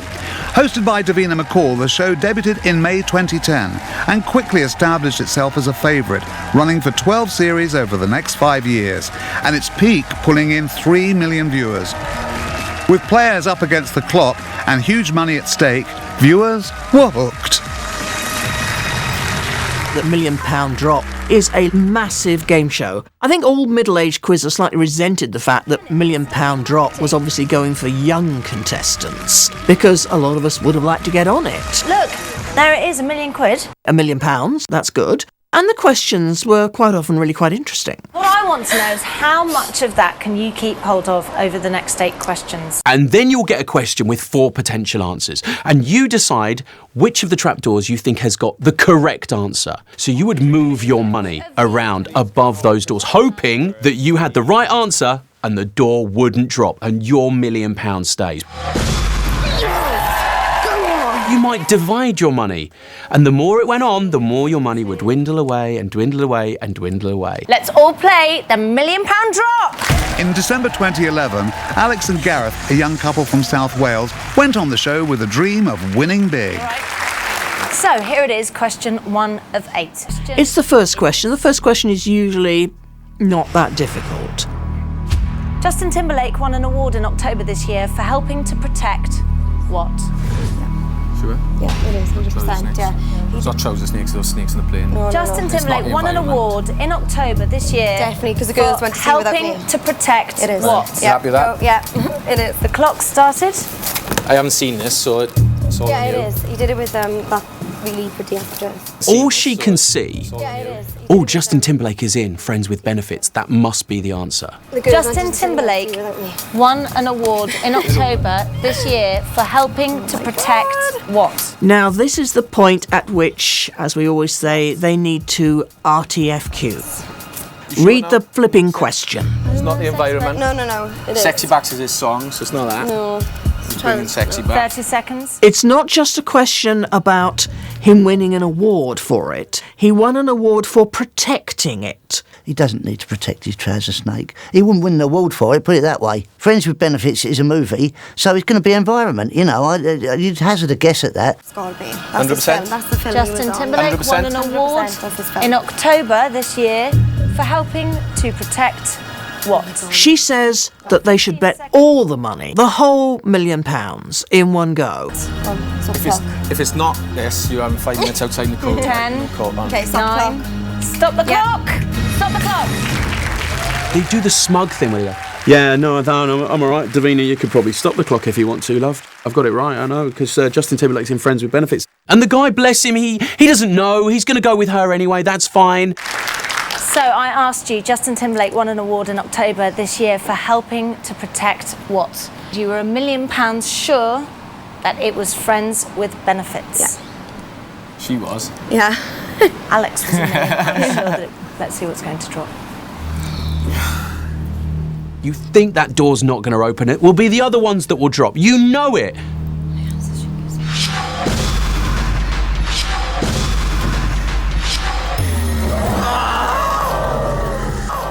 Oh, shit. They'd lost £1 million on the first question. He should have split it up, but no. Oh, I can't believe it.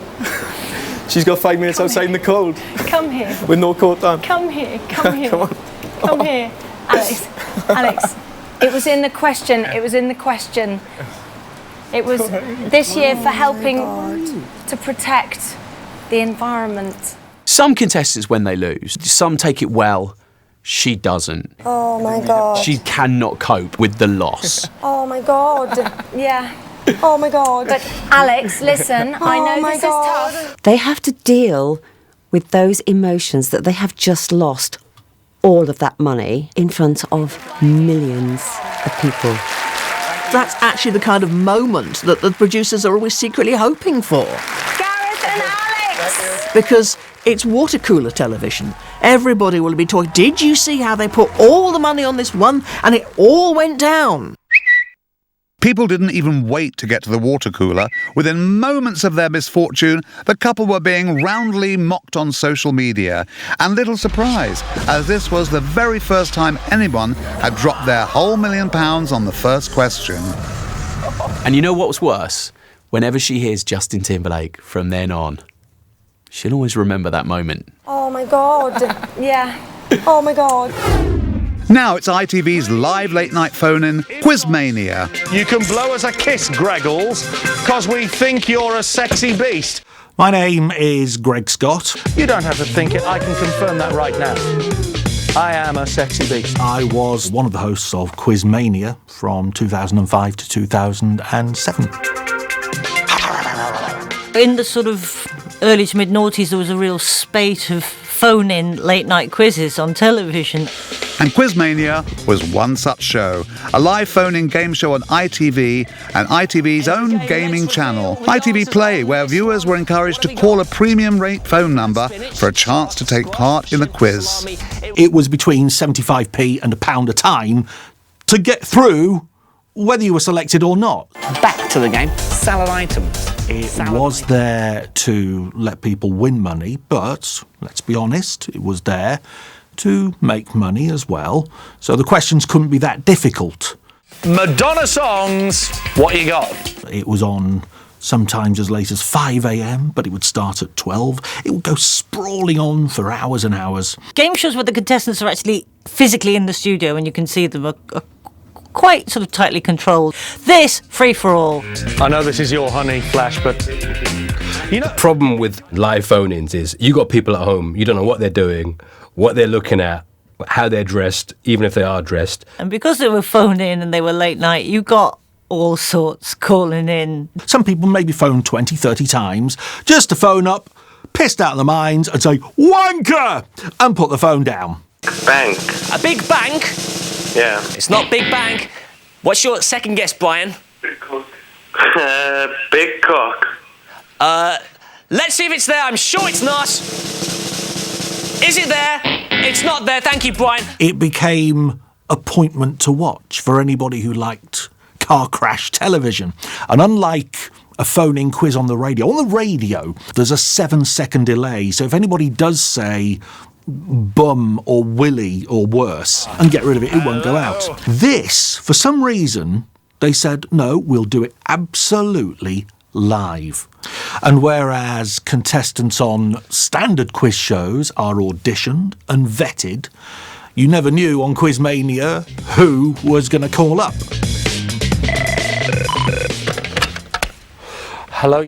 I don't think in a million years he could have ever anticipated this. It's the job of the presenter on Quizmania to just keep going. And I managed that. I managed it for 15 months, 3, 4, 5 hours a night.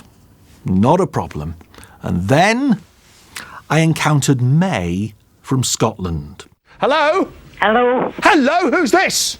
Me. May! Hello? She phoned up for a particular question. We had 3 locations. We had a police station, a hospital and a fire station. And we said, name a job in one of these. We've predetermined an answer, name a job that you'd find in one of these places. Which one are you going to go for? The hospital or the fire station? The hospital. Go for it then. What you got for me, May? A doctor. I think doctor? he's the one that cut my legs off. Sorry? I think that's the doctor that cut my legs off. I have no legs.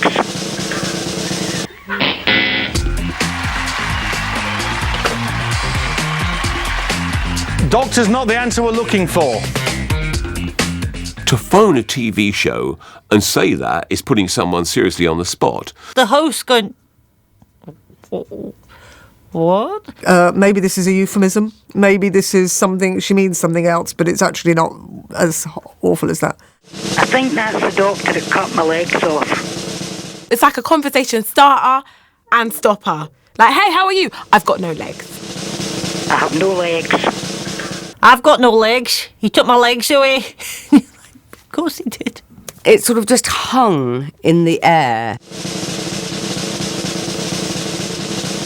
I have no legs. Time stood still. Did I hear that right?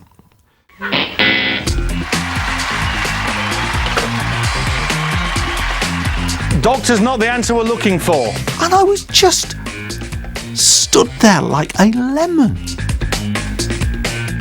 Stands there, egg on face, for about 30 seconds, saying nothing. And then asks the viewer, who can't reply, of course, what would you say? Sorry, we can't reply to you. I kind of said it for comedic effect, but at the same time, I was asking the guys on the floor, help me out here. Because he's just stunned. But then I think he's echoing everything that everybody else is feeling. I'll do an impression, actually, of what happened on the show.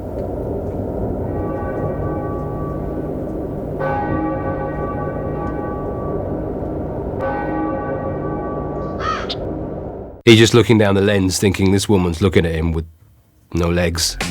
May, thanks for your call. We love you, man. Embarrassment, misery, pain. He couldn't even do a runner, could he? Because it would be taking the piss out of the woman who phoned up and said she's got no legs. When a game show recording goes horribly wrong, mistakes and slip-ups can be edited out. But when you're presenting a live TV phone-in quiz, there's absolutely no hiding place. Now, I know what these shows are like because you can be under the cameras, under the hot lights like it is in here, for about 3 hours at a time. Yeah, hello. The very appropriately named Nightlife quiz show has what can only be described as the most professional hostess on it. She's an absolute pro. Eva Nazimson presents Swedish game show Nightlife, a live phone-in where callers have to solve a word puzzle. And in 2007, she proved the adage that the show must go on. The idea with the show is you stare at the screen. You're literally like this. Can you see the answer? Do you know the answer? What is the answer? That's it, for hours and hours and hours. So she's jollying along the way she's meant to do, all smiles, all happy, all ha-ha, showbiz jazz hands.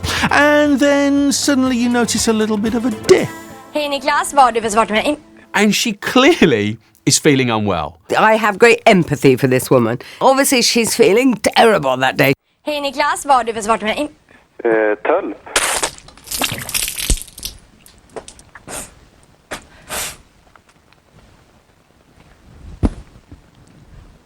Woo! Okay. Well done. She just showed everyone how to be sick on live television. Now, if I ever need to be sick, I'll know exactly what I'm going to do. Over the shoulder. Classy. What had she eaten? That's what we really want to know. So there she is, shouting soup. And not just a little, not like a, I mean a proper...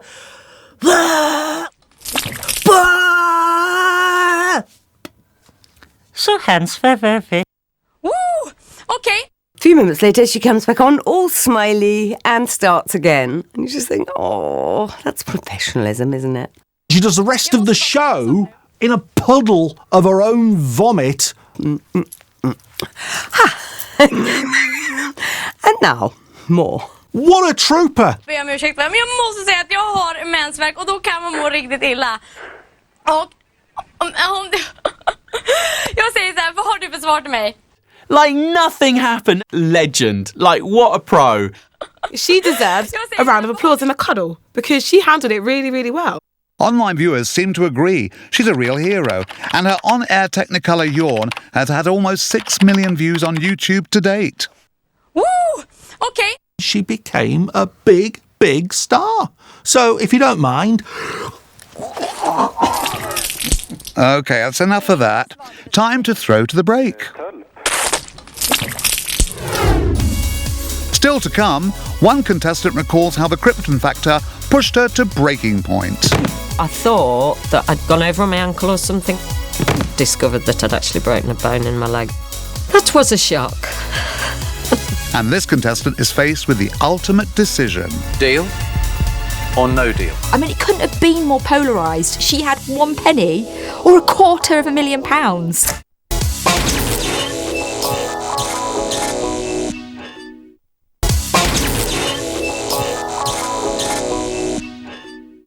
Johnny, we ain't got no contestant right here. What can you do about that? You ain't got none, Bob? I ain't got none. We're gonna get you one. All right. Avitas and Gigian, come on down. You're the next contestant on The Price is Right. The Price is Right is an American institution. Beginning on September the 4th, 1972, the show is one of the longest-running network series in United States TV history, with its 45th series airing in September 2016. It's been sold to over 40 countries worldwide. It's one of the most globally successful formats ever. It's been seen in countries including Turkey, Colombia, and of course here in the UK.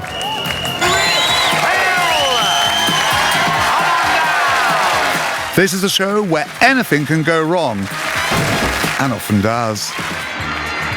The show's unique format was that contestants were chosen at random from the studio audience. This selection technique would spawn one of the most iconic catchphrases in game show history. Come on down! Come on down! You're the next contestant on The Price is Right. Oh, it's me! And they would scream and yell, and their hands are waving. Yes, they're extremely excitable. It's basically like Jerry Springer on speed. You too can win your way up on stage and die of a broken heart. It was fronted for years and years and years by a guy called Bob Barker. Game show veteran Barker fronted the show for over 30 years from 1972. Oh, thank you so much. Welcome to The Price is Right. This is the show where a good shopper can walk out with thousands of dollars worth of prizes, and we're going to give some contestants a chance to do just exactly that today. Effectively, you won prizes if you knew the value of stuff, how much things cost in the shops. Next item up for bids on The Price is Right. A refrigerator freezer. That was the whole premise of the format. 515. Her bid is $515, and the actual retail price is $520. Linda, come on up on this stage. Many of the prizes were absolutely ridiculous. A brass bed. A new secretary.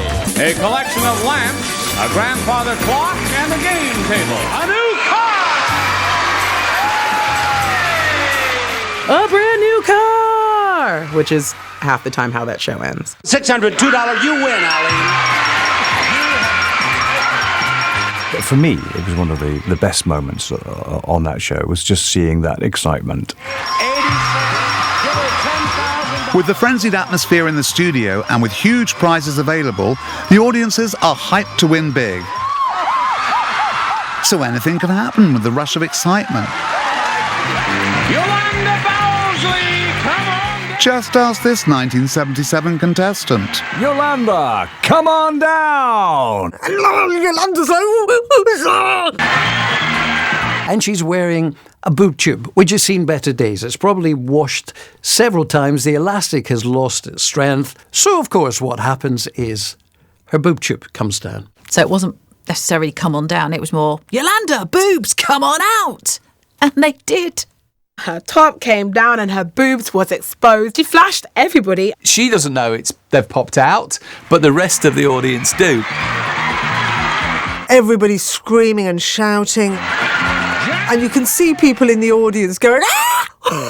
And this woman then comes over to her, taps her and goes, excuse me, you've got your breast out. There's either a floor manager or floor assistant, whatever, leans into shot and says something like, hide your boobs, love, it's primetime telly.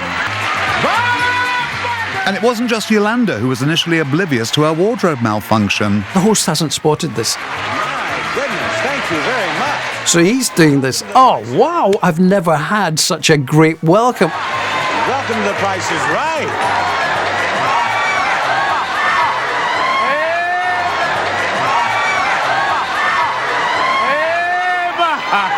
What is all this? When everyone's screaming and laughing, he just assumed they were just doing it for him. I have never had a welcome like this. Now, just a minute. I have a feeling that this is not legitimate. I know you truly love me, but you don't really love me this much, do you? Like, guys, you don't love me this much, do you? What is it? Oi, mate, it ain't for you. Yolanda's been shown a rig off. Bob, they have given their all for you. Yeah. What? He thought that he had suddenly become so popular, but actually it was all down to Yolanda's assets. On a show where much could go wrong, this has to be one of the biggest boobs ever. ITV launched a game show in 1977 that offered its contestants the ultimate challenge, testing not only their mental ability, but physical too. The Krypton Factor was a brilliant format. It tested a whole range of human ability. In round 2, we take over the £8 million Concorde simulator at British Aerospace near Bristol and challenge our contestants to pilot the plane. The thinking man's game show. It wasn't just about being daft and winning cuddly toys and $10,000. It was more about, let's see how bright you are, let's see how physically fit you are, and basically let's see if you're an all-rounded superhero.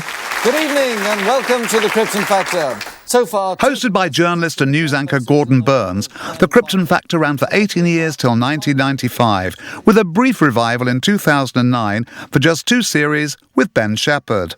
Mental agility. It was mental challenges in the studio, a quiz. You had to piece things together like a giant jigsaw or something. Series 13 in 1989 saw one contestant who was determined to prove herself in the UK's toughest game show. I'm Judy Stafford, a district nursing sister from Lincoln. I was a really big fan of the show and I used to watch it every week without fail. Rapid-fire general knowledge questions to be answered on the buzzer. Took normal human beings and let them try and do something quite exceptional. It was not just brains, it was brawn as well. And tested the contestants, in both those areas to the limit sometimes. And then you had the assault course, and it was the assault course from hell. To me, the assault course was exceptional because there was no way you could get on an army assault course other than being in the army. Major Tony Carr starts round 4. Judith Stafford from Lincoln nearest to us. I applied and can't believe I was lucky enough to get on. The rules state that if you do make an error, you have to go back and retake the obstacle. The ladies go a few seconds before the men. So off we went. No, Judith Stafford here, no mistake on the rope swing. I started doing the obstacles, having no problem at all. It was going really well. And it's been carefully worked out, the handicap system, to make it absolutely fair for men and women. She was going up and down and here and there and everywhere. Judith Stafford taking it easy as she goes up onto those tramwires. I don't remember anything until this particular obstacle.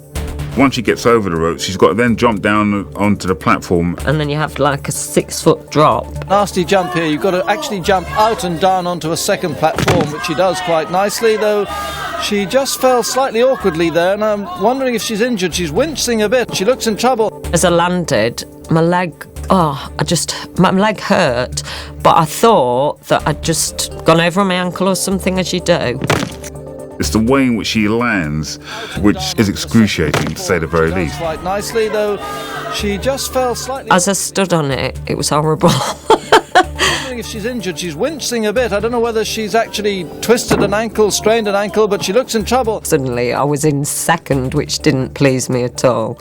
So I used all the strength in my arms. And yeah, she's definitely in agony at the moment, limping. It's that right ankle without a doubt. And the question now is she going to be able to finish this course? But she really looks in great pain. The commentator is saying, well, she's clearly in pain at the moment, but she's carrying on. She's still shinning up the ropes. I don't think she realised the nature and extent of the injury that she suffered, but she clearly realised that she was injured. Powerful man. And Paul Airy has come up level now with Judith Stafford. Judith, of course, suffering from that ankle injury, so Paul's been able to take advantage of that. Well, I never even thought about stopping. Not for a second. But, the agony and the pain there from Judith Stafford. I'd got to get there, and I'd still got to try and get there as fast as I could. You had to go on a zip wire, which took you down into muddy water and then go under a cargo net. Just look at the face there. She's in total agony. And then there was just Liz behind me, and I managed to beat Liz. I was just crawling through the cargo net and hobbled over. The leg is practically dropping off, but Judith Stafford is determined to finish this course. It is incredible. And this is a very brave attempt as she comes across the line for 4 points. Once I'd finished the race, they took me off to hospital in the ambulance, and there I discovered that I'd actually broken a bone in my leg, the fibula. Instead of stopping and screaming and going, get me out of here, she continued to do the whole assault course to the point where at the bitter end, she was literally dragging her leg through the sand. That's a proper competitor, that. Also, she must be nuts. Well, I've noticed Judith finishing with a desperate limp and looking in great pain, and you will also have noticed that throughout this programme she's had her leg in plaster. Breaking my leg on the Krypton Factor didn't stop my hunger for game shows. We thought you were very courageous to finish the course, and indeed very courageous to still be here with us tonight. Well done to you.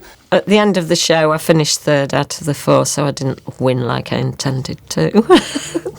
She may have been in agony and plaster, but Judith kept on smiling to the bitter end. What a trooper. 22 boxes, £250,000, just one question. Welcome to Deal or No Deal?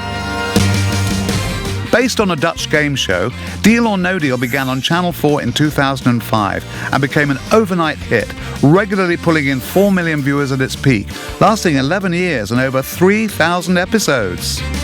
Deal or No Deal, you've got these 20 boxes or so, with the values ranging from a penny to £250,000. But you don't have to do anything to get through these boxes, except say, I'll have Olivia. And Olivia opens the box.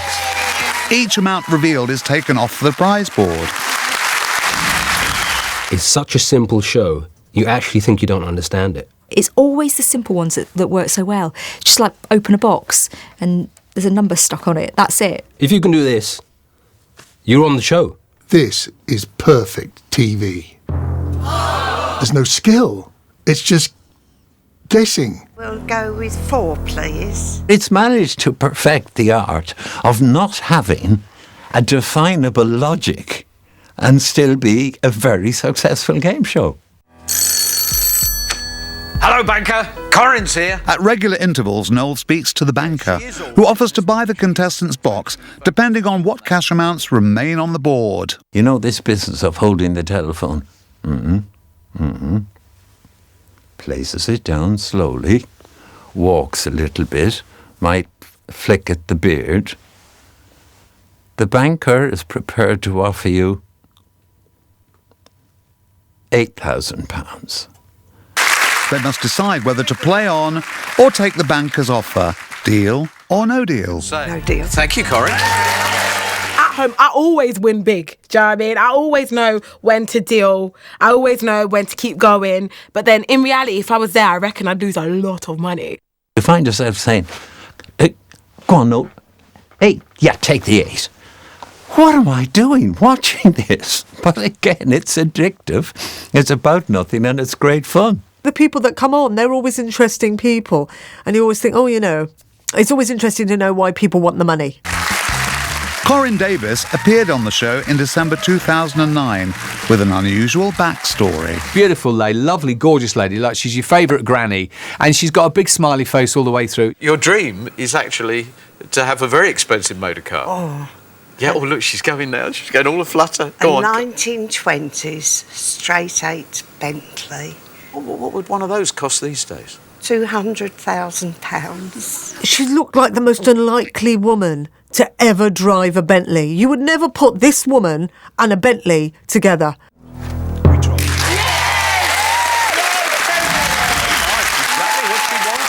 The whole atmosphere in the studio is fantastic. It's electric.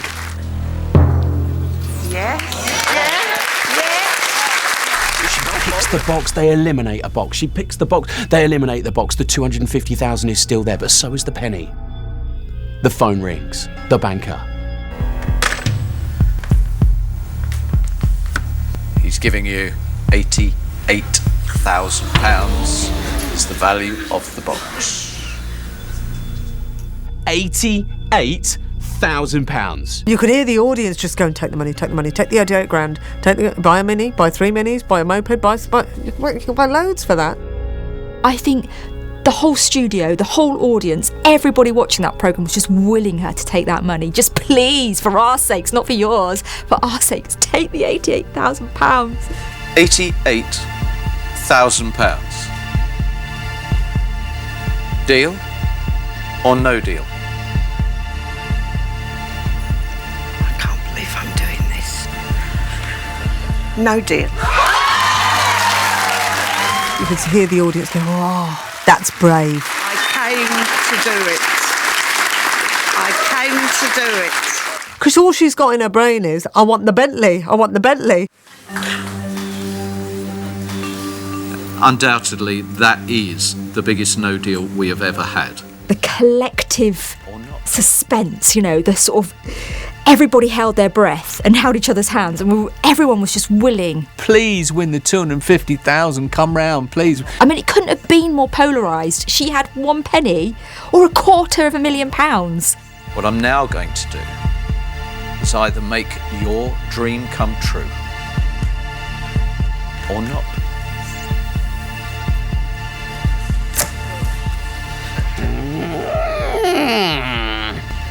I hope this is the dream. The penny. She wins the penny. And the audience, you could just feel them going, oh, so disappointed. This is so terrible, so sad. She's 74. It was her dream to buy the Bentley, and she ended up with 1p. I wanted the Bentley, but I've wanted the Bentley for 60 years. I can still look at pictures of it and say, it would have been nice. You got to go big to win big, and it's a shame she didn't get a Bentley convertible. Instead of joining the other 9 jackpot winners, it couldn't have gone more horribly wrong for poor Corinne as she became the 26th contestant to walk away with 1p. They probably did her a favour, to be honest, because you're going to have to pay insurance on a Bentley, tax, MOT, servicing a Bentley, wiper blades, tyres on a Bentley are like 10 grand. After driving that Bentley, should have had a penny anyway. Still to come, we see what happens when game shows pit humans against animals. Yep, you heard me right. Animal rights activists went nuts. Do you trust your wife? And it's back to the 50s, when it was sometimes less game show, more puppet show. And how old were you when you got married? And Johnny was 14 and I was 15. Well. I know.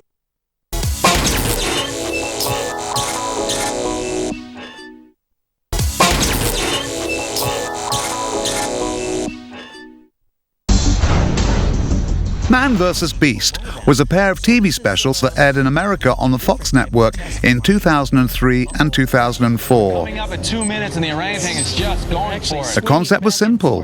Humans would be pitted against animals in tests of strength, speed and endurance to determine which was the dominant species. So, Man versus Beast does what it says on the tin. It takes a man and it puts him up against a beast. The beast, an 8,800-pound Asian elephant. The man, 44 little people whose combined weight is only half of their beastly opponents. The idea is good, you know, man versus animal, who is better, who is faster, but, you know, if you're misusing animals, no. Our competitors will attempt to pull their plane a distance of 25 yards, and whoever gets there first is the winner. It's quite disturbing to watch. Look at them strain. Look, you can only imagine how difficult it is for the little people. These jets are huge. I think because, you know, a lot of the animals used, you kind of have in your head as being protected species that need to be looked after. 34 little people are going toe-to-toe with an Asian elephant. There is a reason why we got rid of dancing bears from society, because it was awful. I was thinking, what are they going to wheel out next? Elephant? Lion? Panther? Think again.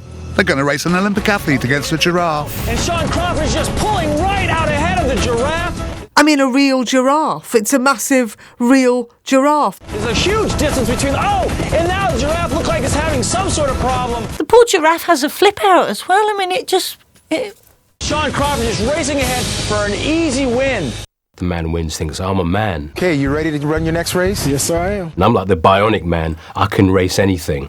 Then he races a zebra. This is a race. There you go. And the zebra is in the lead. Now, what I want to ask the producers of this show is, why do you have a black man next to jungle animals running a race? It looks like there's no way that Sean can catch this zebra. Is this the all slavery and colonies games? What are you guys thinking when you put that on television?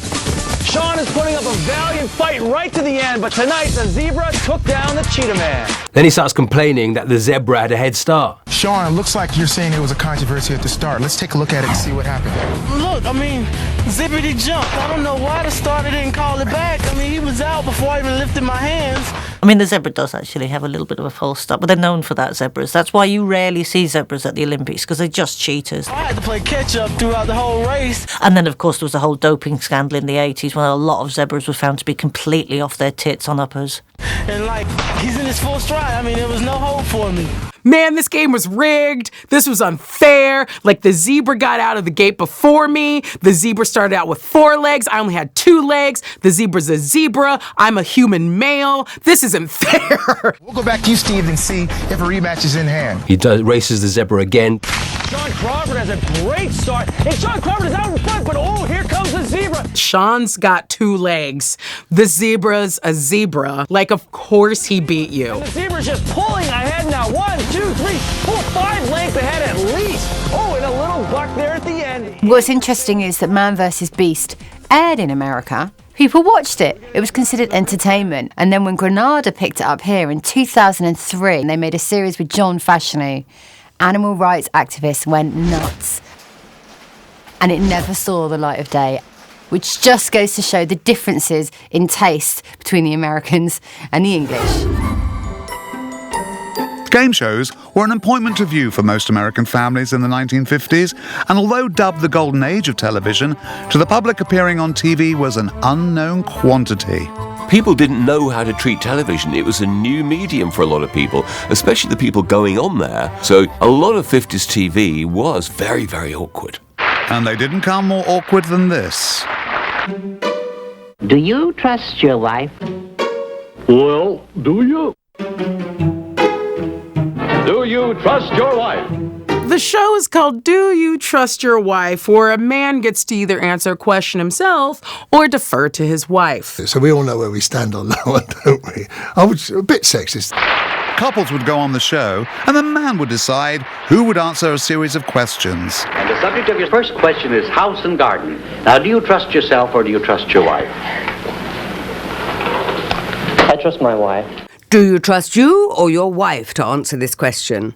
And the man would have to think about it and go, I trust me. Or if it was something about cooking or having 19 babies, I trust my wife. Do You Trust Your Wife had an unusual host, Edgar Bergen, an established comedian and entertainer from the 30s and 40s, who bizarrely had made his name as a ventriloquist on the radio. You've got these really macabre dolls who opened the show. It seemed like I was on hallucinogenic drugs, frankly, when I was watching it. The host, he's actually a ventriloquist, and a really bad one. Once a man tried to peek in my window. Yes. Oh, it was terrible. Terrible, yeah. You're just a person that can move your hands and move your mouth at the same time, and most people can do that. Ventriloquist dummies are always evil, spooky, possessed. And to be asked by a dummy, do you trust your wife? And to take it seriously and have to answer back. That sounds like a good idea for a horror story, not a quiz show. As a woman, it doesn't get much worse than being publicly belittled on a sexist game show by a ropey-looking puppet. Yeah, well, welcome to our show. Unless, of course, you reveal something deeply personal and borderline inappropriate about yourself. But you wouldn't do that, would you? Jean, how long have you been married? 11 years. 11 years, I see. 11 years. And how old were you when you got married? And Johnny was 14 and I was 15. Well. I know. Where do you go with that in conversation? Very awkward. Think of that. She was 15 and he was 14. Well. I mean, I watched this with my mouth open. This couple who'd been married since they were 15 and 14, which in some states at the time would have been, clearly legal. But even then, I think the audience were surprised by it. But it all depends. If you were in Tennessee, that would have been fine. Tennessee in the 50s, you could marry a dog.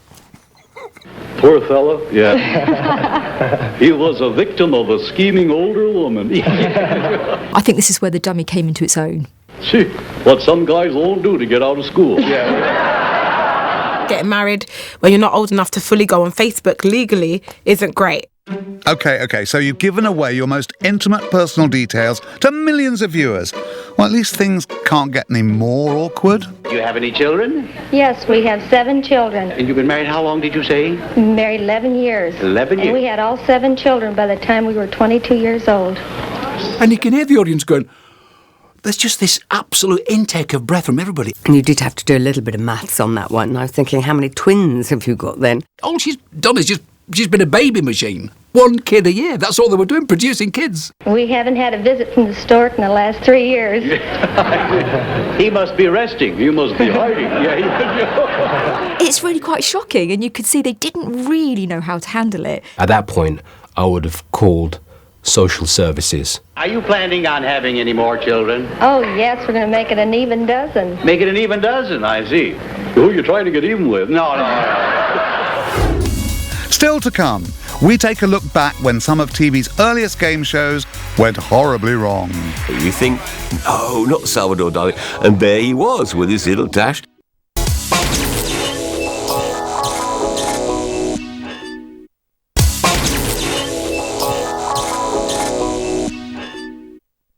Back in the mid to late 1950s, people couldn't get enough of game shows, and the primetime schedule was packed with them every week. In those early days, programmes were shown live or recorded as live with very little editing. The golden rule of game shows is keep it simple. So overcomplicate the rules of the game and there's a big chance it could go horribly wrong. In 1959, Granada launched a new game show on ITV. I think it's a bit strange to our eyes when you go back to the 50s, early 60s, and you basically see, kind of hole and corner operation. They only had one camera, and the set, well, wasn't really a set, was there really? No expense spent. Welcome to Concentration. It's a brand new quiz show. It ran, I think, well, not for very long, late 50s, early 60s on Granada. A show which doesn't require any particular skill or knowledge on the part of the contestants other than the ability to memorize or concentrate, or both. So obviously they sat around the table and said, we need to find a host for the show. Who we're going to get to host it? And somebody must have said, I know a guy, Barry McQueen. Barry's got a lovely voice, very soothing, and talks like this. His accent was fantastic. He came straight out of a private school from 1807. So he starts explaining the rules. Now, on this board to my right, you can see numbers from 1 to 30 in the form of squares. Now, each square can be turned to reveal the name of a prize on the back. There are 15 prizes. Each one is duplicated. If a contestant succeeds in matching 2 of the squares by simply calling out the numbers, then this contestant wins the prize which he has duplicated. OK, so we look at those numbers and they turn... OK, right. Also, the squares are then turned to reveal part of a picture puzzle. The solution of the picture puzzle wins for the contestant who solves it the major prize in that particular game, and also he retains all the prizes which he has won up to solving the puzzle. You can hear him struggling with it himself. What they've done is essentially taken a game that is a very simple, traditional game, Snap, and they've made it sound so complicated. They've made it sound like the manual of putting together the Hadron Collider. There are booby traps, of course. If a contestant matches 2 of the squares, which are booby traps, well then, certain things happen which we'll explain to you later. Barry, I would say, perhaps wasn't a natural presenter even then, fluffing his lines. They've obviously done it in one take, standing there stiff as a board like he's facing a firing squad. The winner, as I explained, keeps all the prizes which he has won, in addition to the big prize, but the loser doesn't keep any of the prizes which he won, but he does, however, win a consolation prize. I've got to be honest with you, I've zoned out. Already, before you've even answered anything or done anything, your brain has got steam coming out of your ears here. Just to listen to his explanation takes all the concentration I've ever had in all my life. At any stage during the game, the contestant may have a guess at the solution of the puzzle. He's busking his tits off. He hasn't got a clue what the game's all about. And if he gets it, of course, he wins the big prize, but if he guesses wrongly, well, he loses all the prizes he has won up to that point. If he wants a clue, he can have one. But if he asks for a clue, he automatically loses the prize which he has won before, the last prize which he has won before asking for the clue. But you can get a clue for the one at the end. And if you ask for the clue, then you don't get the prize that you were going to get at the beginning because you've asked for a clue. At this point, an army of penguins will run across the floor, and if one of the penguins looks exactly the same as the other penguin, you will then regain the prize that you've just lost from asking for a clue. Now, the show ran for one series, but they still managed to wring 70 episodes out of it before the axe fell. see us after the break. We come back with round 2 of the rules of concentration. The golden age of TV saw many new genres established, which are still popular today, including the celebrity panel show. Time now for everybody's favorite guessing game, What's My Line? What's My Line was about a panel of 4 famous people, celebrities, and then somebody would come on and you wouldn't have a clue what their job was, and just through questions from the panel, they would have to guess what their job was. All the panel looked as though they stepped out of a cocktail party and just wandered in. They were all like showbiz glitterati, really. Good evening, ladies and gentlemen, and welcome to What's My Line. Got some grand news for the panel. You can start putting your blindfolds on now, panel. Once every show, there was a celebrity. So the panel, in case any of it was, put on the blindfolds. And now let's meet our first contestant. Will you come in and sign in, please? Somebody came, signed in. And one of the best ones for me was Salvador Dali. All right, You think, no, not Salvador Dali. And there he was with his little dash. Incredible piece of casting, having Salvador Dali on What's My Line. Salvador Dali was, at the time, the greatest living surrealist artist on the planet. He was enormously popular in the States. Dali was one of the world's most famous artists of the time, and his work remains hugely sought after today, with his paintings in particular able to command millions at auctions. He was also a noted sculptor, writer, and filmmaker. He also did a lot of performance art. He and his wife Gala would dress up and sort of encase themselves in sort of polystyrene eggs and then drift ashore and then burst out like newborn chicks. Let's let the folks at home and our friends here in the theatre know exactly what your line is. He was totally out there and nuts. So to have him on the sort of mainstream game show it's a beautiful coupling of genres, it really is. With that, let's begin the general questioning with Arlene Francis. Are you associated with any of the arts? Yes. Would you ever have been seen on television? Yes. Are you a performer? Yes. The thing is with Salvador Dali on it, they're asking all these questions, and he's firing back yes to every question they give him. Have you achieved eminence in some field other than television? Yes. Would you be considered a leading man? Yes.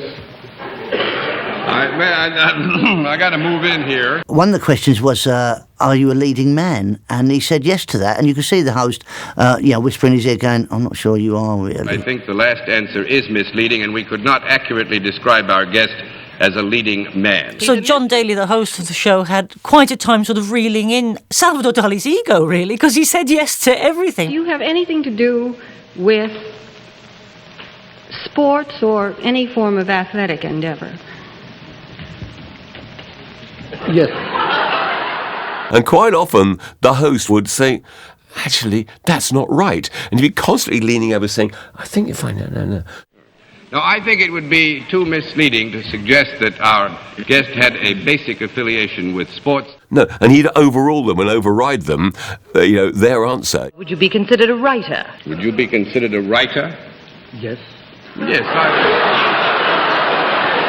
There's nothing this man doesn't do. Have you written books? Yes. Have you ever written a book that was published by my firm? Yes.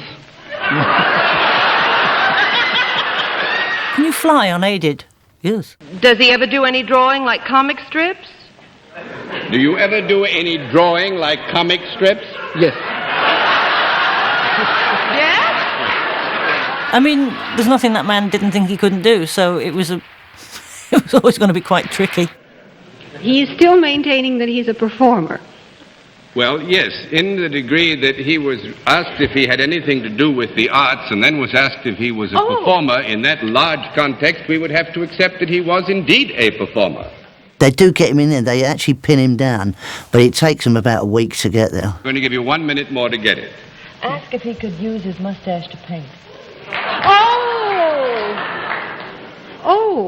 Have you a mustache that is rather well known? In fact, could you be almost caricatured just by that? Yes. Oh, well, thank you, Arlene. Are you Salvador Dali? Salvador Dali is right. It may have been surreal, and Dali certainly didn't make it easy for them, but at least the panel got there in the end. Good night.